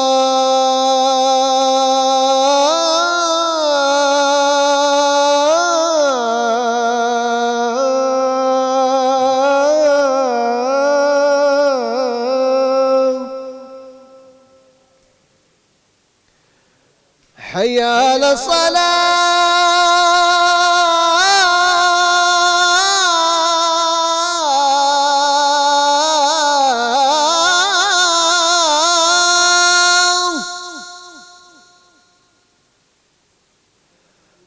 حی علی الصلاة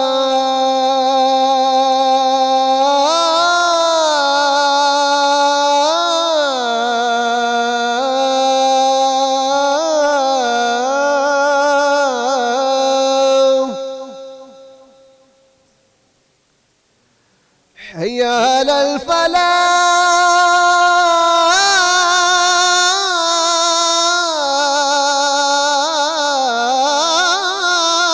الفلاح حي على الفلاح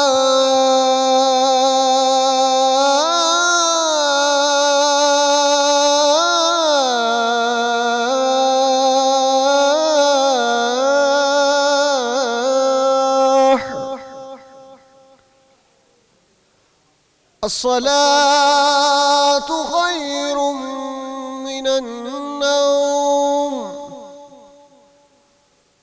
الصلاة خير من النوم الله أكبر الله أكبر